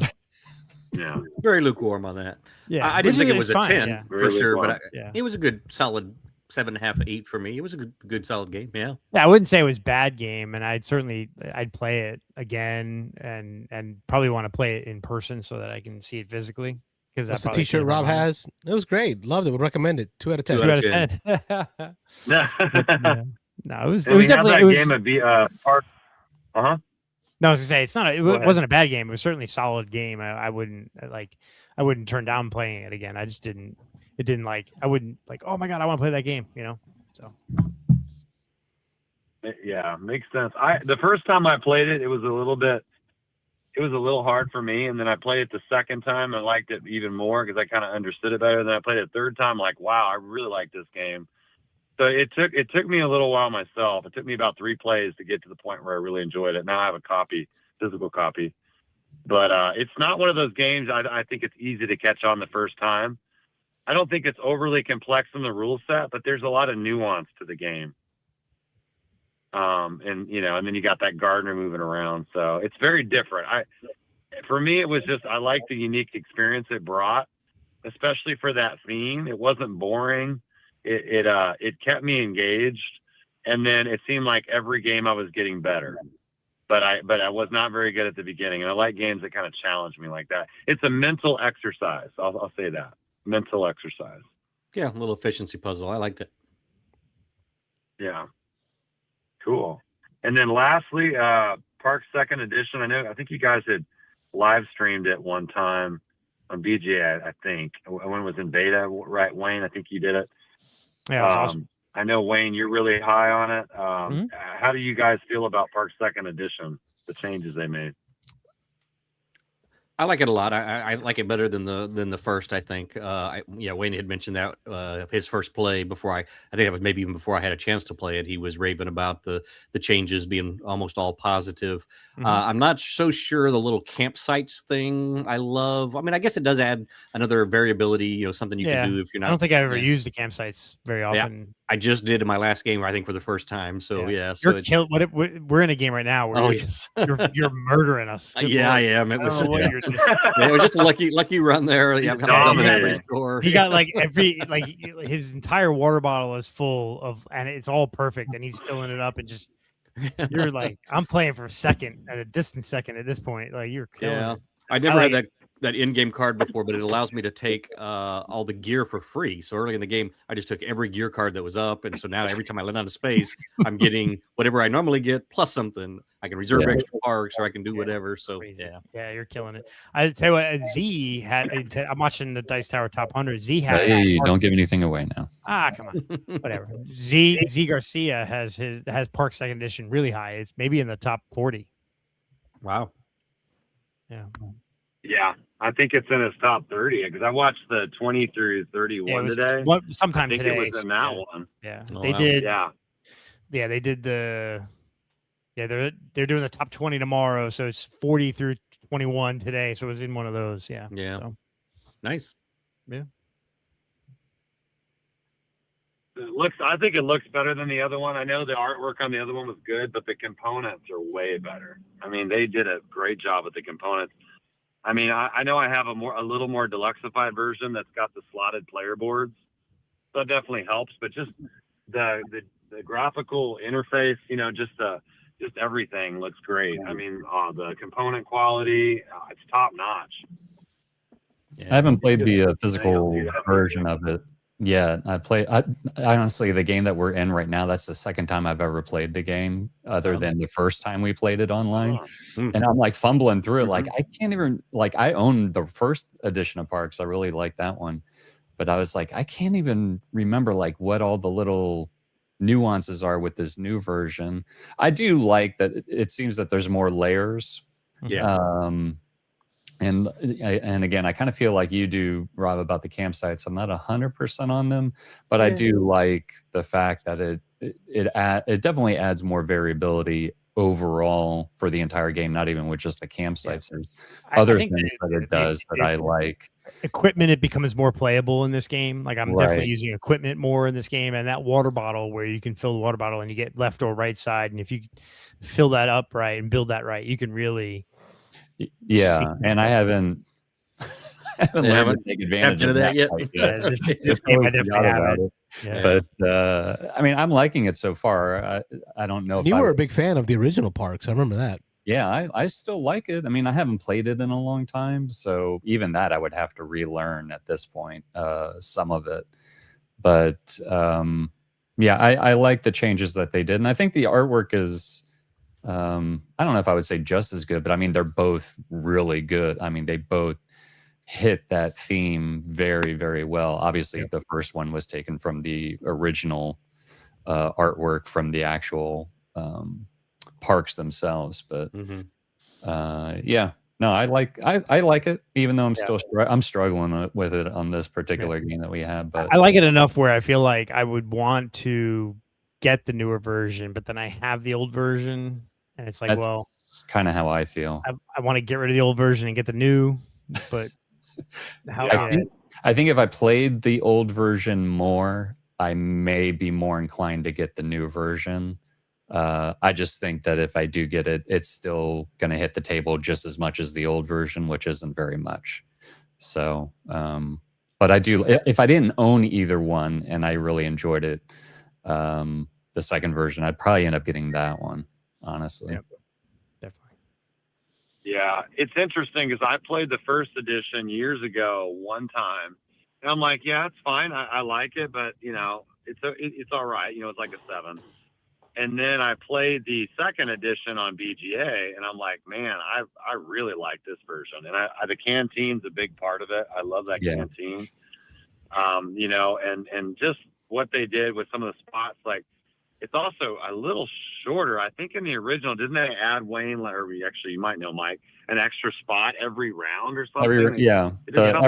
Every round they were shuffled, and you added one. You got a new one. Yep. Yeah, and this doesn't do that. It just keeps it the same, but you shuffle the spots that they're like little tiles you put on. And you shuffle those up, and they go to a different spot every time.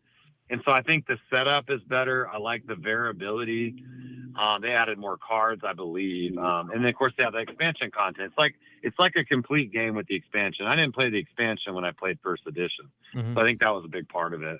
I think the thing that makes me like, is the original one, I have I think the Barnes & Noble edition that I picked up for like $29 or something like that. It was like $29.99.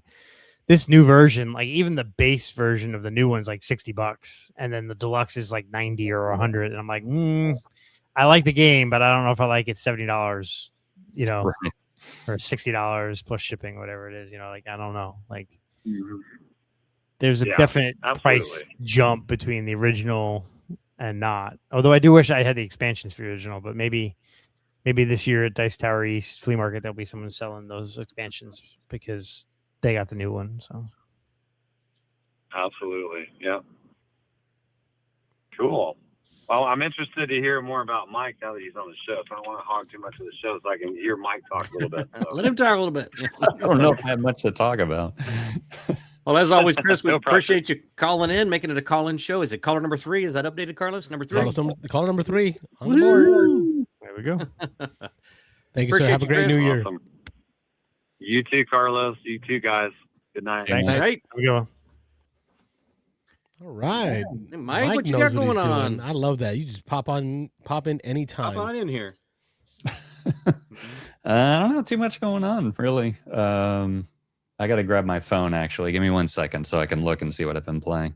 We're in our twig, so go do that. I think someone posted a game on here. Is that you, Wayne, in the list? Dominion? Oh yeah, I just played a game of Dominion real quick and realized how bad I am at the game. Like, Dominion's it's been around forever. It's got 25 expansions, but we just played base Dominion, and I played with a friend that has plays it a lot, and I realized like as I'm playing, I'm like, oh god, I forgot like all the combos and playing stuff together. But it hammered home too that Dominion is actually still a fun game. Like it's still so well designed. Like every time it comes out, it's like, man, this game is good. It just works. Although it's way too many expansions to keep up on it. I think I had Dominion in like 2 or 3 expansions, and I just dumped it because I'm like, I'm not getting into that realm of 35 expansions to this game because it's a lifestyle game almost if you want to play it. So it's so easy to teach. And that the new app that came out, I think I think it's like 2 or 3 years old. It's not that old. They finally made the app for it. The app is great. It has all the expansions in it too. Yeah.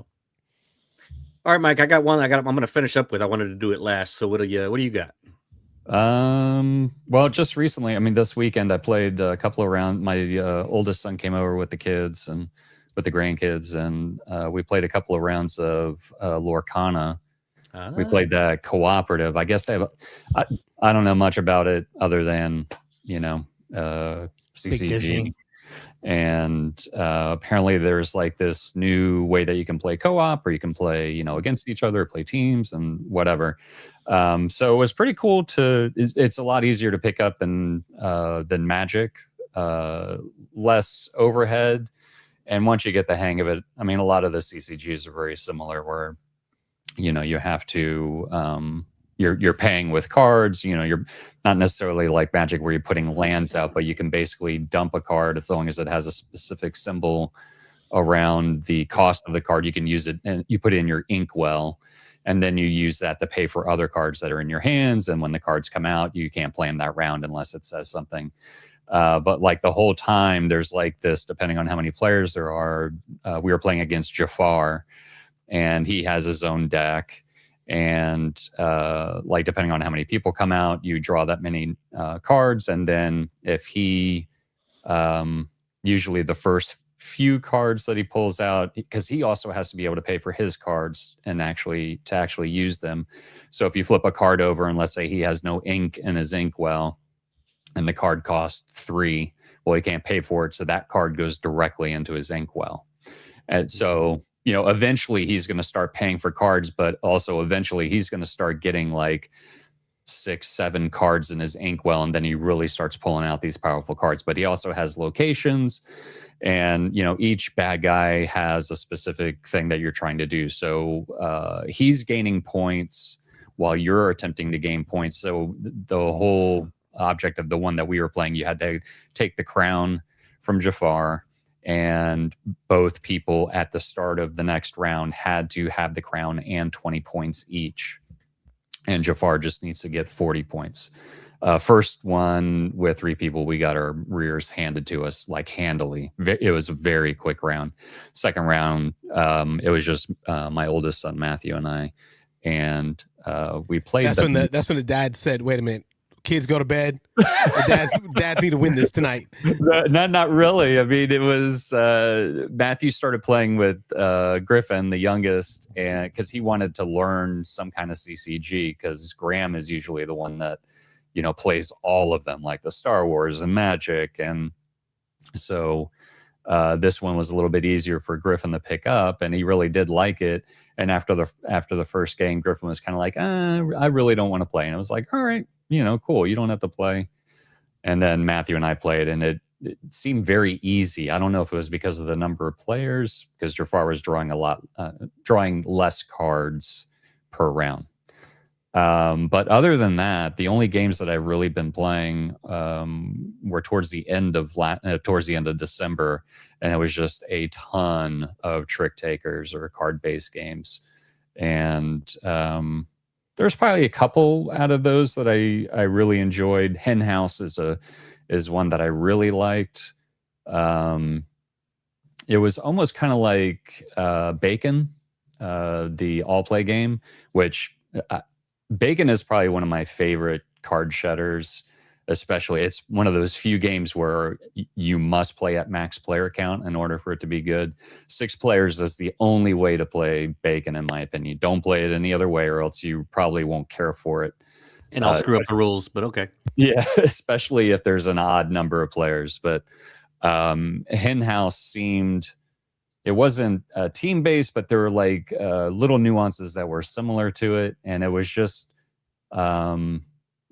only 2 colored suits. There's like a brown and a white, and it goes kind of like with eggs, so like eggs come in white and brown, and then there's also white and brown chickens, and depending on how it's a card shedder similar to Bacon, where once you start, if you put like a pair of 2s down, then somebody else has to play a higher pair or pass, but they can get back in. Ladder climbing.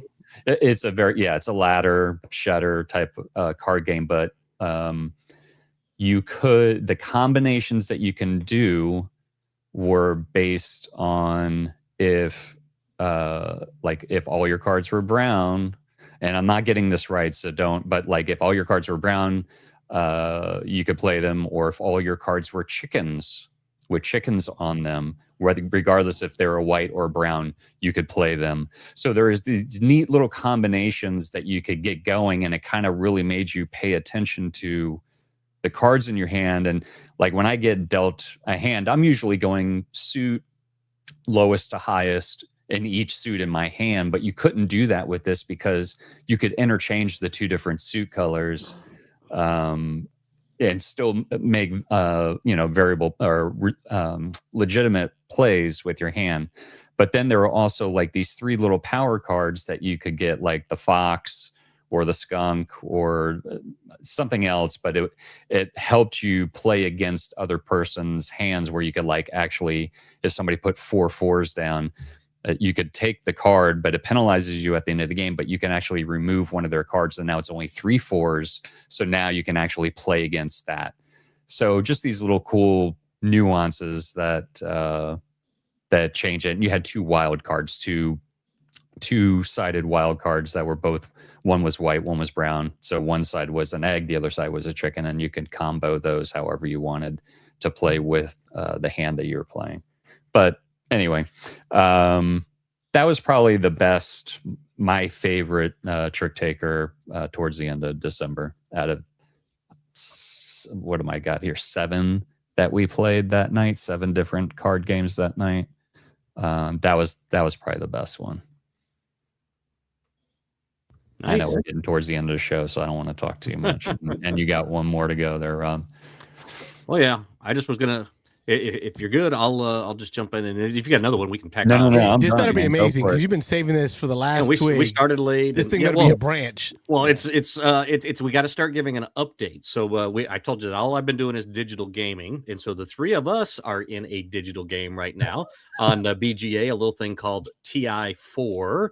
And I know there's going to be some very polarizing opinions here, some very different opinions. But guys, let's give them an update on how our game, our BGA game of as alpha or beta version of TI4 is going. Carlos, you want to start?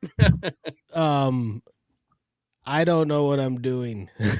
I messed up a turn because blue and green are very close in color here. So Robert and I's colors are very close, and I thought I had the sector, and I activated it, lost my token, kind of put me on a back foot. But I thought I'd have some fun and build my PDSs and fire lasers at the first thing that came near me, which was Nick Oben, which I did, but I rolled all misses, so it was kind of it fizzled. I still like it. All this is doing is making me want to play it in person, so that I can maintain my thought processes on what was I doing. Mm-hmm. Right, so that's the fun part, is you really got to plan out ahead.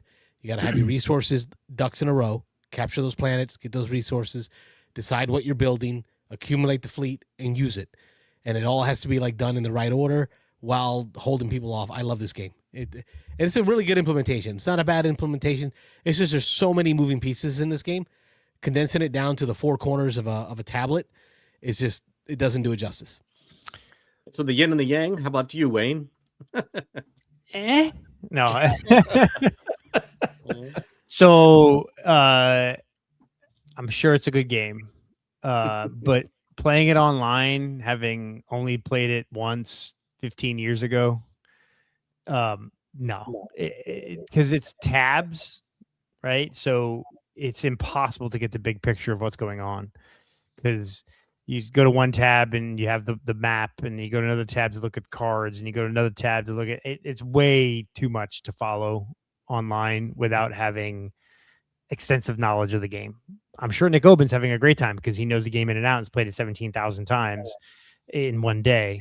But even with his AP, he's playing it that right. much? Yeah, I don't know. Yeah, I think he's got like 2 or 3 games of this going on BGA yeah, right it's now. insane. Yeah. He can. I'm sure he can follow it all, but I am whatever, completely lost. And like, part of it is the implementation, right? So like several turns in a row, I'm trying to figure out how I can build a damn fleet. And I'm like, I click on a thing and it's like, well, move. You got to move your things out, or you got to do this first. And I'm like, well, I don't want to move. I just want to build a fleet. It's like, well, no, you got to click. Then Nick's like, oh, well, you just got to click through and say you don't want to move, and then it'll let you build. But I didn't want to do that because even though there's a million undos, there's not really a million undos, because you get to points quickly where it doesn't let you undo it. So, I wasted several turns trying to figure out how to build a fleet, and then It does ask you a few times. Are you sure you want to do this? Yeah, but even then, it wouldn't let me undo it. Like even before I got to that point, it wouldn't let me go back. That was the other thing too. Is I'm trying to figure out so I finally figured out how to build a fleet, and I'm in my mind, and you build your fleet and then you move it, right? And you move first and then you build. You move first, then you build, and it's like, well, that seems weird. There's a lot of things in there that are backwards and opposite of how my logic brain works, and how like I'm thinking of this game like an RTS, right? So when you play video game RTS, you build something and then you move it, right? You don't move things and then build. And so I was like trying to conquer a zone. I had built this fleet. I'm like, well, let me move the fleet out and go attack the next zone over, and it just moved the fleet right back to the same zone it was in, and I could not undo it. So I was like, there's a whole wasted hole. It is a little counterintuitive. There's a lot of the sector that you're going to, and then move anything from other sectors that haven't yet activated to it. That makes no sense to me. Like if my fleet is in this zone, I should activate that zone to move the fleet to where I want them to go. Not like, oh, I want to go there, let me go ahead and click it and then decide. Like it just, I don't know. I just doesn't. The logic of this game doesn't match with my brain, is what I'm finding out. Part of the frustration is just I don't know. I don't know the game, right? I'm basically trying to teach myself this game on an implementation where it's tabs, and so trying to see the bigger picture doesn't work. I'm sure it's a great game. I'm sure if we played it in person, I would probably enjoy the experience, but probably not, because the idea of sitting for 8 hours playing this game, I might put a bullet in my head. I just think of the amount of games I could play in the 8 hours it would take me to play this game. I don't get that. There's got to be massive amount of downtime where you're just sitting there twiddling your thumbs. And I'm like, if you're playing this game 6 players and it's 14 hours, I would, and it was 15. Yeah, I would probably have to. I would probably literally have to be like, can we set up 4 more tables behind us with 4 other games that we could be playing at the same time as this? Because I just don't get it. I don't know. I've never felt that. Sitting there for those 15 hours, I never felt like I wanted to get up and walk away, except for when I hit the chili bar. We had a chili hot dogs behind us. Or when you want to go talk to somebody in the other room about what you are planning to do next turn. Yes. Texting each other with, hey, how are we going to attack Nick? Massive downtime, though. Yeah. I don't remember it that way. Not as bad as some other games. There's some other games where the combat takes so long. What's the one I'm thinking of, Rob? Forbidden Stars? Oh, yeah. I was going to say. Yep. The combat there is so long and has nothing to do with everyone else. In this one, the combat matters because much like Scythe, this game, TI4, is a Cold War game. The moment you go and use your fleet and your power, you're going to hurt yourself and them. So we're all kind of like hyenas waiting on the perimeter, like, all right, which one's going to be weak and we can jump on them and finish them off. So like when someone goes to shoot, it's a big deal. These fleets take a long time to build up, so it's like very climactic. We got to do a 3-player. We got to do a nice light 3-player. We'll get it done in like 4 hours, maybe 6. 4 hours. 4 to 6. 4 to 6. Tom Bass will tell you there's a group in Miami that would show up on his game days over at Cool Stuff down there, and he said they would finish a game that evening on a weeknight. Nice 3-player game, bang it out. Yeah, like I said, part of it is just not knowing the game and not knowing the cadence of the turns and how to sequence things, and trying to figure it out on a digital implementation is this is hard because when you got the table, you can see the whole scope of everything. And I've got these cool little plexiglass hexes with legs, so they're like little clear tables. So you put your fleets on the plexiglass table, so it sits over the map, so you can clearly see what ships are sitting on that tile. And it makes it easier to move your fleets around because you just pick up the whole hexagon and move it to the next space. I will say this, Mike. Are we getting an echo there? A lot of echo there for some reason. All of a sudden, yeah, all of a sudden. But Rob did do something that almost. If it was a table, Nick might have flipped it. Oh yeah. Well, I pre-planned. I talked to you guys. Nick doesn't know that yet, so I was going to tell him. But yeah, we he's all watching. talked about He knows that. now. So yeah, if he's on there watching, so he's actually flew up to Maryland, so he may be busy visiting. He's family. probably playing. I mean, that group up there. He has a group up there that he played with. He could be playing right now, but yeah. So I went ahead and just poked at him just to see what would happen. But I knew we were going to come to this. I knew we had to talk about this because the other thing is in the chat. I've been enjoying the chat because I saw your frustration, Wayne, coming out, and then I knew immediately Nick was going to get defensive about it, and he did. He jumped right in and was defending everything. It was like, oh, you just don't understand, and we need to do a live play and all this kind of stuff. And you're like, I don't know. I'm just going to click on stuff, and I knew that was going to make his mind explode when you said, I'm just going to click on stuff and just see what happens. If it's not very planned out, Nick is not going to like it. So this will be interesting to see how this ends up. So this may blow up and into the next few days, or this may take months. So I'm curious to see. No, I'm talking about the you blowing up your ship and like destroying Nick's whole fleet. Yeah, and he didn't Rob's understand. faction allows him to self-destruct whenever he takes a wound. Okay. And I'm not sure if Nick did not understand a certain rule. There's a rule called sustained damage. So when you take a wound on your big ship, you can flip it on his belly to indicate it took a wound, and you can try to limp it back home and heal it later. Well, I don't think Nick remembered that it's a may, not a must. So Rob said, yeah, I'm not going to sustain damage. I'm just going to let it blow me up so that everything in the sector takes got damage. his whole fleet with it. He hit me with 4 different ships, and he was like, oh, my guys got the message. They only hit you once, and so they didn't destroy you.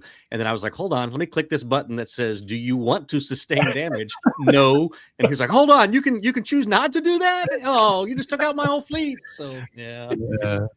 Amazing. He was a little angry in the chat. Like, He oh, was a come little on, man. tilted. That's sweet. You can sustain the damage. And then he starts hitting you with the logic as to how many points it cost you to build your You fleet, took out 8.5 and how much it point cost me to resources build my fleet, for mine, and how and it then- wasn't a cost-benefit analysis worthy of doing that. And then And then I'm over here like, it was totally worth it. I Just for this. replied with Nick's a little tilted right now. And I think that was the whole point. So yeah, it was good. It was great. So we'll see how it goes. That's a great So, swing.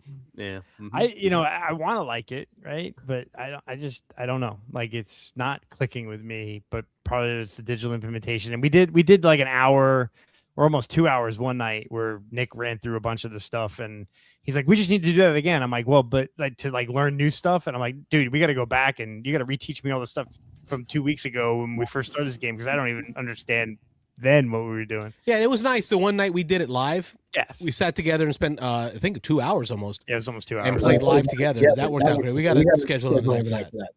Yeah. Hey, let's do some news. We don't often do news, so let's do some news. Did you hold on a second? Did you guys talk about draft and write records yet? The game We did, but feel free to fill in. Oh, I wasn't here for that. Oh, okay. Rob talked about it a little bit, but Okay. The two of you guys crushed the last game. You guys were both over like 200. Oh, dude, I was sweating on drafting my last game because I kept working it out. Like I'm thinking, all right, if I do this, then Rob, how many points can Rob possibly get? Because I know I'm passing my cards in this direction, And I was like, I should win by maybe 4 points, but I wasn't. Sometimes you just Sweating it out. yeah. But I really like that game. I'm man. loving it. Yeah. I really like it too. I just need to figure out how to actually play it. Yeah, I've got 2 or 3 I games feel like going I've on at gotten all worse. I time. feel like the first game I played, I was like in the 180s or something. I've gotten like worse every time. Like I've fallen into a rut of making bad decisions in this game. Yeah, the challenge for me is trying to figure out not wasting harmonies, because there's so many different ways that you can build up your harmonies, and you really want to time it so you're not wasting actions that you can be taking other places by only putting stuff on your harmonies, because you're not sure what you might get with your crew. And I think that last game I might have had like 3 or 4 harmonies that I just couldn't place because I was already full. Harmonies as far as That's the colors. The colors of your colors at the bottom, you know, matching harmonies. Because you can choose, like when you get the little circles with the 4 pie pieces, and you can choose like what colors are going to be on the outside. And especially like in this particular game that we have going on now, when you see that lead singer with 4 harmonies, it's like, okay, I'm rushing to get those 4 little circle things just so I can at least get the first 2 if I can. And but yeah, that to me is like the challenge that I'm still working on, like not wasting those harmony things. And Next time you guys set one of those up, throw me in there. I'd like to. I keep hearing about this roll and write. Oh, yeah, I'd like to do this one. Try. I've never played it. I'll start one with the 4. I own it, or I can definitely bring it over sometime. We can play it. It's fun. I own it. Mike, it's good. Let's do this one on BGA. I'll watch the how to plays. Yeah, the other big thing is deciding which ones to score. Just to tack on here, so you don't have to score those in game or those in-game bonuses or whatever, bonuses. So I really, you can get 4 points or 6 points pretty easy. Sometimes you may want to pass on those because you can only do like 6 of them. If you do 6, it triggers the end of the game or something. Ends the game, But then also like sometimes it's not just the points; it's like the bonuses actions you can get, like the little bonuses. It's like, oh yeah, man, if I can get that one, because I think I like. Again, you might fill up those harmonies, and then the one with the high points only gives you harmonies, and you don't need them anymore. And so I really, really enjoy that game. Yeah, we'll get you on a game of it, Carlos. Yeah. It's already set up and ready for you guys to. Oh, you already got started one. Okay, there you go. Yep, I'm in. My guy. You got a guy. Got a guy. Well, if we're gonna do other geeky goodness, we better. We'll save the other geeky goodness for the next episode, but because we usually don't ever get to the news. So I'd like to do that one this episode. Okay. I will turn off the phones. So thank you all who made this a call-in show. You all rocked. We got 3 calls, but we're going to knock out some of these news articles and get Mike's opinion on some of these news articles that burn it all down. Burn it. The whole industry. Watch no more board games for anyone. Yeah, I'll say something also. I'll let you get your news, but this could be, I don't know if it's news related, but go ahead. Go. You got teaser. Yeah. You can't tease us and leave us with that. Oh no, I mean, it's kind of like it's tariff based, because I had a oh man, my mind is going blank. Pledge manager. I was doing the pledge manager for a game. One of those games. Yeah. What's the used to be the sailing game, and now they did it like the underwater one. I don't know why I can't remember. Endeavor Undersea. Endeavor, it was that one for the new Kickstarter with the expansion. And I don't own the first one, and I know it's a pain in the ass to get the deluxe version. So I was just like, since I don't own everything, anything, I'm just going to go all in because I really like this game a lot. And during the Kickstarter, the shipping charges, and this was during like when the tariffs things were going on and they weren't sure, and they basically said like for the all in shipping would be $20, or it would be between this, or it wouldn't go above $20. They specifically said shipping will not be above this dollar amount. And then when I did the pledge manager, it was $30. No new taxes. Read my lips. Well, it's it's some people may say, well, it's only $10 on a $120 game or whatever. That's 50%. That's a 50% increase in shipping charges. And I'm not blaming the publisher and, Burnt Island Games or whoever else was involved with it. It's just like, for flip's sake, man, like this is just it's ruining industries, basically. Not that I'm not saying anything new. It was just kind of like that was in my face, and kind of It's like the first time you've been hit by one of those. I had a couple that this year I had to pay extra for, or the company just ate the cost, and it was crazy. yeah, right. You know, I know so we like to talk politics off show. We I don't know tend if we not to like on show. talk it, but, Right? But We do. we're so close friends that we can have those conversations. yes, yes. But I will say this: I wonder if it's the industry not fighting well enough for itself. And here's what I mean by that. I have seen other industries that are not U.S. manufactured goods Mhm. that have fought well enough to get their tariffs taken away. Bananas, Or they Coffee. donated enough Who are we money to talking individual about? Give me Right. exactly. coffee, Give me a for instance. bananas. Apple. Right. Apple got their stuff away because they gave. Yeah, why do you think they got it taken away? And So, like, certain industries have been able to find the loopholes or get the reductions. there is well, no loophole. This You pay industry just money. doesn't have enough money to grease the wheels, Right. And pay the, And that sucks. Son of a because team. we don't produce I know board the games deal. here. We don't. You didn't grease the right. Right. So mafia what is boss. Burn Island Games going to give them $1,000 to remove tariffs? No, that's all they could probably afford. I know Margin- Gamma was trying to go up there, so it doesn't sound like They any of that did. really Gamma worked. went to the hill, right? And What? Even Jamie. Jamie, yeah, he went Didn't with he try to do Gamma, right? something I think about those things are He's still suing. making their way through the system, though, right? Yeah, it's all part of the Supreme Court case that That we're waiting on. They were waiting on. But Because I anyway, really don't think anything that we don't manufacture here, like that should be like easy. Come on, that's an easy answer. We don't make board games here. Doing that is just hurting us. right. 100%. You know, the reasons given for it is to bring manufacturing back to the U.S. The problem is nobody is investing in it, Right. and it would take a long time.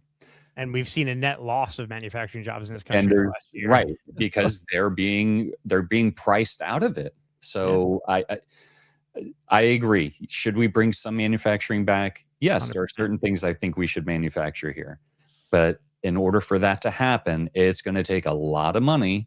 And unless you're a huge company, and even the biggest tech company cannot afford to do it, and they don't have time to do it. So that should tell you, unless they are getting government subsidies somehow Right. and To bring it back. assistance with that, it's not going to happen, people. It just isn't going to happen. And some countries are better at manufacturing stuff than we are. Let's just accept it. Yeah, I mean, 100%. Facts. Like I hate to say it, China is molded plastics and plastic production. That there's no country in the world that touches them in the ability to do injection molding. And electronics.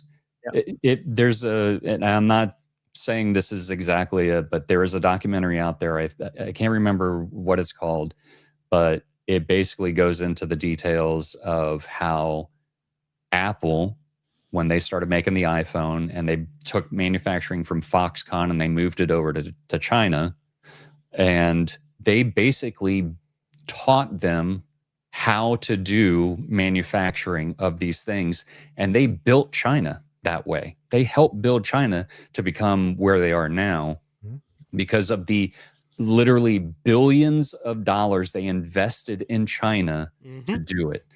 Motor Trend Go had a find it. great article 2 months ago about the electric car industry in China and why it's gotten better than ours. And it had everything to do with Tesla over there and China getting all that knowledge from building the factories for the Tesla stuff and then using that for their cars. Their cars are not better than ours. 2 years in a row, Tesla has not been the number one Right. EV in the country, in the world. Yep. It's not. The Chinese Anyway, EVs we're are getting better. way too political for this show. No, it's Yeah, back to no. board games. Hey, you brought it up, man. But But you started. it's touching you in the pocketbook directly in the board game. So Well, and I think I'll allow it. so. Right? This is so dovetailing into what Mike said, though. If you guys read, so Jamie Someyer does the that survey of his membership, right? And what was interesting was there was a question of where did you buy most of your games this year, right? And crowdfunding was 8% of the total, and my FLG, my friendly local game store, was like 22%, right? But then the follow-up question was, where do you hope to buy your games from this year in 2026? Well, my local game store went from 22 to or 21% to 33%. So a huge increase. So that's showing you that the board game community is realizing that the tariffs and all this stuff is hurting local businesses.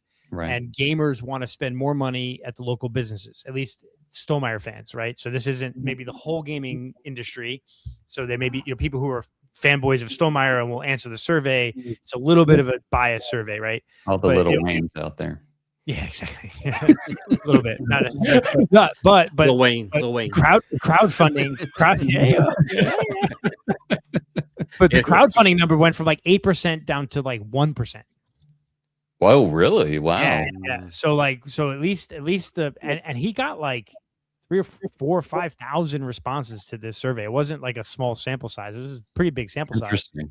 So the root cause for that has to be tariffs watching the companies fail. That too. Right? Your Elf Creek Games. You don't know when the price is going to increase. You can't when you buy. The risk is too high now. Yep.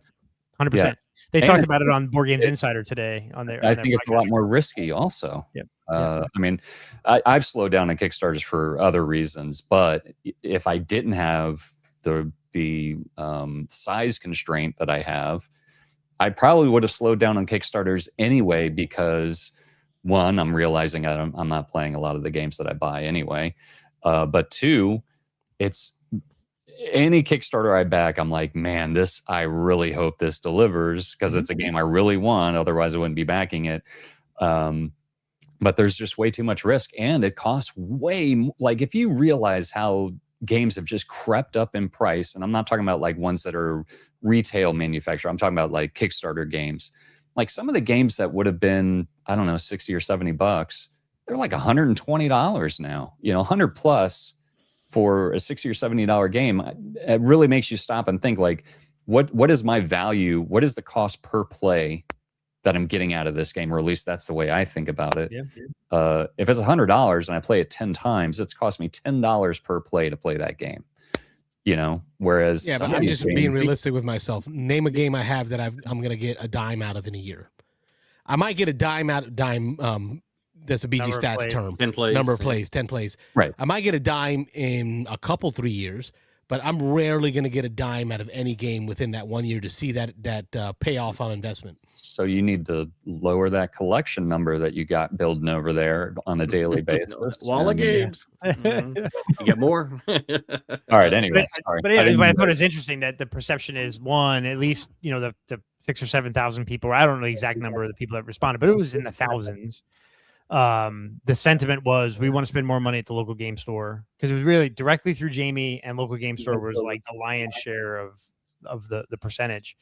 And so we want to spend local, we want to support local small businesses, and we're not willing to risk the crowdfunding because the prices have gone up too much.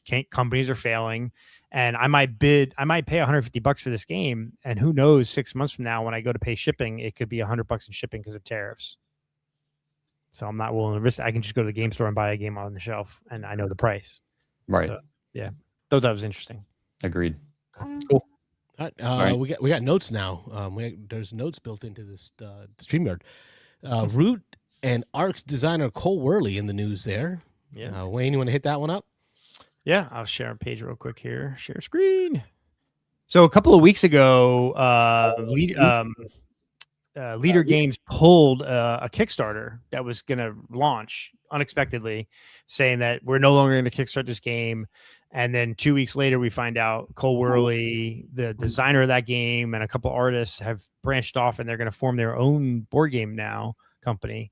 So creators of Leader Games, Breakout Success Root, and the artists whose style became synonymous with the company have left to form their own board game studio.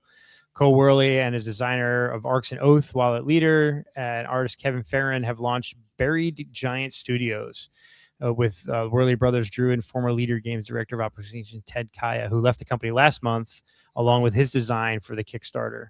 So what's interesting is Leader Games now just has Root, Vast, and like a couple other games, and Arcs, Oath, and the new game that hasn't been Kickstarted yet are going to the new company. They all say it's amicable and it's fine, but something tells me there's more to this story, right? Yeah, there always is. Yeah. Yeah. So I thought that was interesting. So, but apparently Root will stay with Leader Games, and the artist who's going to this new company is still under contract to do art for Root should it be necessary. So if there's any more expansions to Root. So I thought that was. But they actively had a crowdfunded game and had to pull it down. They were getting ready to kickstart Ready to it launch and it, yeah. stopped it right before it launched. Did they say where that game ended up? With It's going with these guys to The the new new company. company. It is going to the new company. Okay. Yep. Yeah. Along with Arcs and Arcs and Oath. Oath. Yeah. Yeah. So interesting. I thought that was. Yeah. Usually, when you see a bunch of people leave, it's just creative differences, and it's just interesting that the Kickstarter got pulled, and everyone's like, "Whoa, what happened? What's going on here?" And then 2 weeks later, it's these people have gone to their own company, and it's interesting that they're taking Arcs and Oath with them. Arcs is a pretty popular game, Yeah. So it's I'm sure, yeah, just get monetary compensation and something, yeah. Arcs is coming out with an expansion, I think. So yeah, Yep. It's interesting. Like I said, these things happen. I mean, like you say, it's probably some kind of creative difference. They wanted to go in different directions. One of them may wanted to grow, the other may wanted to pull back. Who knows with what's going on in the community these days. But yeah, it is interesting. It'll be something to keep an eye on and see where these end up. But I'm surprised, that Root and Oath kind of split, because in my mind, one is almost the successor to the other. I know they're different games, but their styles and a lot of the mechanisms and stuff are similar. So yeah, just interesting. Yeah. Yeah. What else we got in there, Carlos? I saw Captain Flip is getting an expansion. Oh, we yeah, I had just said saw it like that. on day one, the first time we played that game. We had all mentioned like, man, this game could use an expansion. Yep, more stuff. So winning awards helps with that. Gives them love. So now Captain Flip is going to be getting I believe it's called Isla Boomba. So Isla Boomba expansion. Looks like there's submarines based on the artwork. So Is this going to be a standalone? Can you play it by itself, or is it just more stuff for Flip? Do we know? It does say extension, so I guess that's in Spanish. Probably it have sounds to have like a it's going to base. be an expansion.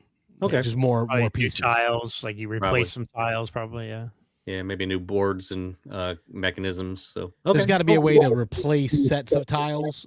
Yeah, versus a la adding Dominion more or something, because it'll be too diluted. Yeah. Take all the bombs out and replace it with this. Take all the parrots out or whatever, yeah. Yeah. Cool. That'll be fun to see. Heat is picking up an expansion with Rocky Roads. Another one coming, So they're yeah. adding in a South Africa map. Road? Me, you chunk. I just got back in a game of Heat on BGA. It's been a little while since I played, and I'm enjoying it again. It's like, this is. I remember how this goes. It's fun. Good. Yeah. I'm happy because Patrick got a hold of it. Patrick Brown, and he wants to get a game in. A live game. Cool. What is Rocky Roads adding other than a map or So so these expansions lately have been one board with two sides. One side is just a basic racetrack with it doesn't add much, maybe a small change, and the other one adds a bigger change in mechanism. So like the most recent map added torrential rain, which are like water spots in Japan that impacts your ability to on turns. So like you get more heat on turns, and then the other one adds tunnels in, I think it's Holland or wherever Max Verstappen's from, Sure. orange place. Yeah. one of those places. One of those orange places. Holland. But it adds tunnels, and in the tunnels you cannot discard during your turn, so you can't really manage your hand. So those are the kind of changes. This one we don't know exactly what the mechanisms are, but Rocky Roads is a gravel racetrack, so I can imagine it has to do with staying on the board, with Slipping those and turns. sliding. Yeah. Probably Probably. some drifting, maybe. Yeah, maybe something like that. Bing, bing, bing, bing, bing, bing. Oh, Moose you're Tracks. drift. Come on. Look at Chester there in the chat. So Yeah. he said, Rocky Roads, we need a Canadian map called Moose Tracks. And Rocky Road and ice cream Moose Tracks. Yeah. Love it. Love it. Keep Nice. them coming, Chester. I'm on board. Yeah, I bet he's got Sugarfoot like me. Oh, I gotta make some Moose Tracks in the refrigerator. I gotta go eat in the freezer. Anyway, what else is I in there? think that was it for news. that it? Yeah, what it's been a time very is it? slow news other than the Stonemeyer stuff. Like I'm really he's released more details on the Mhm. Wingspan expansion and the Viticulture. viticulture expansion. And I really like the viticulture one. I do too. I thought what was interesting is you talked about how Rob that this is kind of like a prelude, and he even says it helps you speed up. but it took away, like, you start off with only one of your 3 fields. Oh, really? I didn't see that. Okay. On the new board, you'll start off with only your, is it like 5, 6, 7? I think you start off with 5, 6, 7. Yeah. Yeah, I think you start off with the 6, and the 5 and 7 are flipped over, so you'll have to buy them. I always sell the 7 right off the bat. I always exactly. So that strategy is done. That strategy is out now. Interesting. What it is with the new board, you'll start with only one of your fields open, but you'll get a level 2 grape, a level 1 wine of your choice. Yep. And you start with one residual payment every turn. Right. Okay. And on the residual track, you will get points for crossing certain thresholds. 1 point for getting 3, 1 point for getting 6, and then you can train an expert worker in one thing. You're the only one that can put your cube to train an expert worker in an action. And when you use that action, the rest of the game, it'll get you additional things. So yeah, I like it. And what I really love is on the Vine cards and the Wine Order cards decks, there are 2 spaces where there'll be 2 face up. Market. And you can choose either one of the face up ones or one face down. Because I remember games where I'm like, I need a white grape, and I kept just pulling red through grape. that deck. Yeah, and you're trying to. Now you'll have 2 face up that you can look through. It's Wine Orders too. Like I keep pulling sparkling wine, and I can't ever create sparkling wine. Do I have to use the Tuscany to play this one? No, it's a whole board. Tuscany is its own board. This is a whole new board. It's a 2-sided board. Yes, there's a 2-sided board. He said one side is going to be the base game with just the additional spots for the card markets. Yep. And then the other side is going to be the 4 seasons with this stuff. I'm actually this sounds good. Yeah, it does. I'm liking it. Yep. I'm a day one. So it comes out next week. Yep. I'll be doing Wingspan and Viticulture expansions, and I've already got like Daryl, I think, wants and I might want in on the Wingspan. Yeah, Daryl and a couple people want the Wingspan one. Yeah, and Viticulture Wingspan. But they didn't. I saw that they showed some turns of the Wingspan Americas. I don't know if anybody's been following that one. That's the one with the hummingbirds. That one. The new mechanism is you're gonna get a little board that goes on the left hand side of your board. And small cards. And every time you take an action and you get to the end of it, you can attract a hummingbird from a central board, and the hummingbird will come to your thing. Or if there's a hummingbird already there, it'll go back. And each time you attract a hummingbird, it'll give you a little bonus. Triggers a little bonus. And then you have another little sideboard where it's a track where you're moving up various types of hummingbirds. And as you move up that track, you get additional victory points and bonuses too. So it's just something that kind of full-size cards. They're not like tiny, your regular bird cards. They're smaller cards. Yeah. And they have like an icon. So like an egg. So you get like one of something that you would normally get from the board. An egg, a food, die, or a card, an egg, or something. Or a card. Okay. Yeah, but did he show anything about the mini version? The the mini version doesn't come out till later this year. The mini version doesn't come out till Q3. That's so that one you got to wait on. Yeah, so like a little standalone box set. Like a little small standalone 30-minute Wingspan game. version. Yeah, kind of like those Ticket to Rides that they came out with.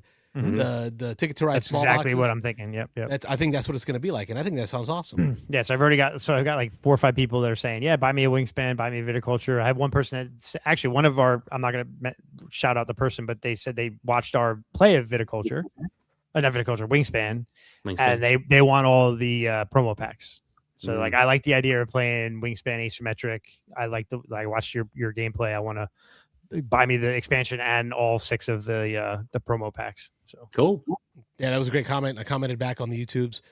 I do also want to remind people in the news, Board Game Gumbo and Mitch and all the Louisiana folks are getting ready and getting set up for Sobo. So the Board Game Fest in Lafayette, Louisiana. Make sure you check them out. Southern Board Game Fest. Mitch should be joining us probably next week is what we're thinking, to pop in, take 15 minutes or so, talk about Sobo so we can share that with the folks. Check it out if you're going to be in, what week is that, Rob? It's the week after our spring break. I think it's the 20th, 21st, 22nd. It's somewhere of March. Yeah. So that's it's coming up. And I think in a couple of weeks should be Escape WinterCon. Oh, Escape Winter. Oh, yes. Which February. I think they still do tickets all the way at the door. They do. So if you're in the Orlando area looking for a place to play board games, Escape WinterCon's happening. Patrick Haver, friend of the show. Make sure you check that out too. Yes, Dice and yes, Star I'll probably Wars. be at both. Yep. There's Sobo. Sobo is the 20th, 21st, and 22nd. Yep. That's And what I That's thought. it. All right. Yeah. Escape That- WinterCon looks like it's February 18th to the 22nd. That's right. Yep. I'll post And I something know we're not in going to get into chat our here. OGG, but we don't know when we'll get Mike again. So Hey, I'd Mike, like at least Mike to give us his OGG if he has shows any. you've been watching, movies, anything other well, geeky goodness? Fallout started. Oh, Oh, yeah. I gotta watch. Yeah. It's really good. I'm enjoying it. This Mhm. last week's episode yesterday, was it yesterday? I think it was yesterday. Man, that was a good cliffhanger at the end of that one. Ooh, okay. Mm. We haven't watched that one yet. There were some real. My son and I have been watching. We haven't watched since the new year with the family issues and the funerals and all that. But I do remember him and I just having some laugh out loud moments. Like there was just it's doing a great job of keeping my attention and not losing me. Yeah, and the gruesome parts aren't, as but the humor. I don't know, bro. That rocket hammer, the that rocket hammer. gross parts, which I don't mind. I mean, that doesn't bother me, but it is kind of funny. Anyway, yeah, so that and audiobooks. I started a Brian Lumley book called Hero of Dreams, which is a very old book. And the only reason I got it on Audible was because it was on sale. And I've been waiting for this book to go on sale. It's when I was a teenager. It was one of the few books that I literally read cover to cover in one sitting. Like I mean, granted, it's a small paperback, but it was just very hard for me to get through a book reading because I fall asleep so fast when I read. Even when I was a teenager, it would just put me to sleep. So it was like one of the few books I ever read front to back. And man, this narrator is horrible. It's such a slog to get through this damn book. And the sad part is it was like a 4-book series, and I got books 1, 2, and 3. Again, they were all on sale, so I think it was like $15 total for the 3 books. But man, I don't even want to listen to the other 2 books because this narrator is so bad. So anyway, going away from that. I'm probably going to start Dungeon Crawler Carl book 2 after I finish this one. But there's a big book series that I didn't think was connected somehow. It's like 13 books. It's not the Circle of Time or whatever it is. Wheel of Time. Wheel of Time. It's not that. Jeremy Robinson, the first book, it's called the Infinite Time series, I think is what it's called. And it's like the books are all over the place, and you don't even realize that they're connected. But then like on this 13th book, it ties everything into each other somehow, or at least that's what I've read. And I'm only like 2 books away from getting the entire series. And I've listened to a couple of books not knowing that they were all in the same universe. So I'm working on hopefully getting the 2 books, because then I'm going to listen to it front to back just to see how everything connects. But that's really the only geeky, other than playing the crap out of Deep Rock Galactic Survivor, trying to 100% that game. I just went over like 420 hours on it. It's ridiculous. It's one of those, I can sit down for 20 minutes and play, and then 3 hours later you're like, just one more time. I know I can beat this level. Just try one more time. And there's 300 achievements in this game, and I'm at like 274 or 75 achievements. So once I 100% it, I'm uninstalling it, and I'm never looking at it again, because it's just one of those games that I get addicted to very easily. There you go. Yeah, keep going. 300. So anyway, that's my geeky goodness, and setting up for trying to do YouTube videos again. How's that going? Have we got 2 videos, 1 mic? It's going to be interesting. I got to talk to you about it after we get off the air. All right, we'll do that here shortly. I know I said we wouldn't do our OGG, but with Mike here, I got to do this one because I think he'd appreciate the humor on this. So I've been watching The Chosen, which is the story of Jesus and his disciples, done in today's, recently done. So it's like really good production. And I usually on VidAngel by default, I have like any blasphemies turned off, so any Jesus Christ's and GDs and all that. So I'm watching How much did it shorten this it? scene, and Jesus is yelling at the Pharisees like he's you brood of vipers, right? And he's just going at him, and this dude just goes Jesus, and I'm like, whoa, I thought I had the blasphemies off. Then I realized no, he was talking to him. He was like talking to the character, because it kind of took me aback a second. Like I gotta check my filters, and then I realized, oh, he's talking to the character. Okay, It reminds me of the scene from History of the World where we're at their Last Supper and the guy's taking the order. Jesus, what? Would you like the mulled wine? Amazing. So I thought y'all would appreciate that. All right, folks. Well, another great episode. We will be back again Thursday nights. This is what we do. We get together. We talk about board games and other geeky goodness. And the best part is we invite you to join in with us through phone call, through your actual voice, actually talking to us and taking over on the show. So we really appreciate all those that participated. If you got comments, questions, or thoughts, you can email us at beansanddice@gmail.com. Make sure you hit subscribe, hit the bell, tell it to notify you for any updates, because we sometimes do post up shorts. We post up some live plays, which we started doing recently. Just make sure you follow along, because we really appreciate all that help.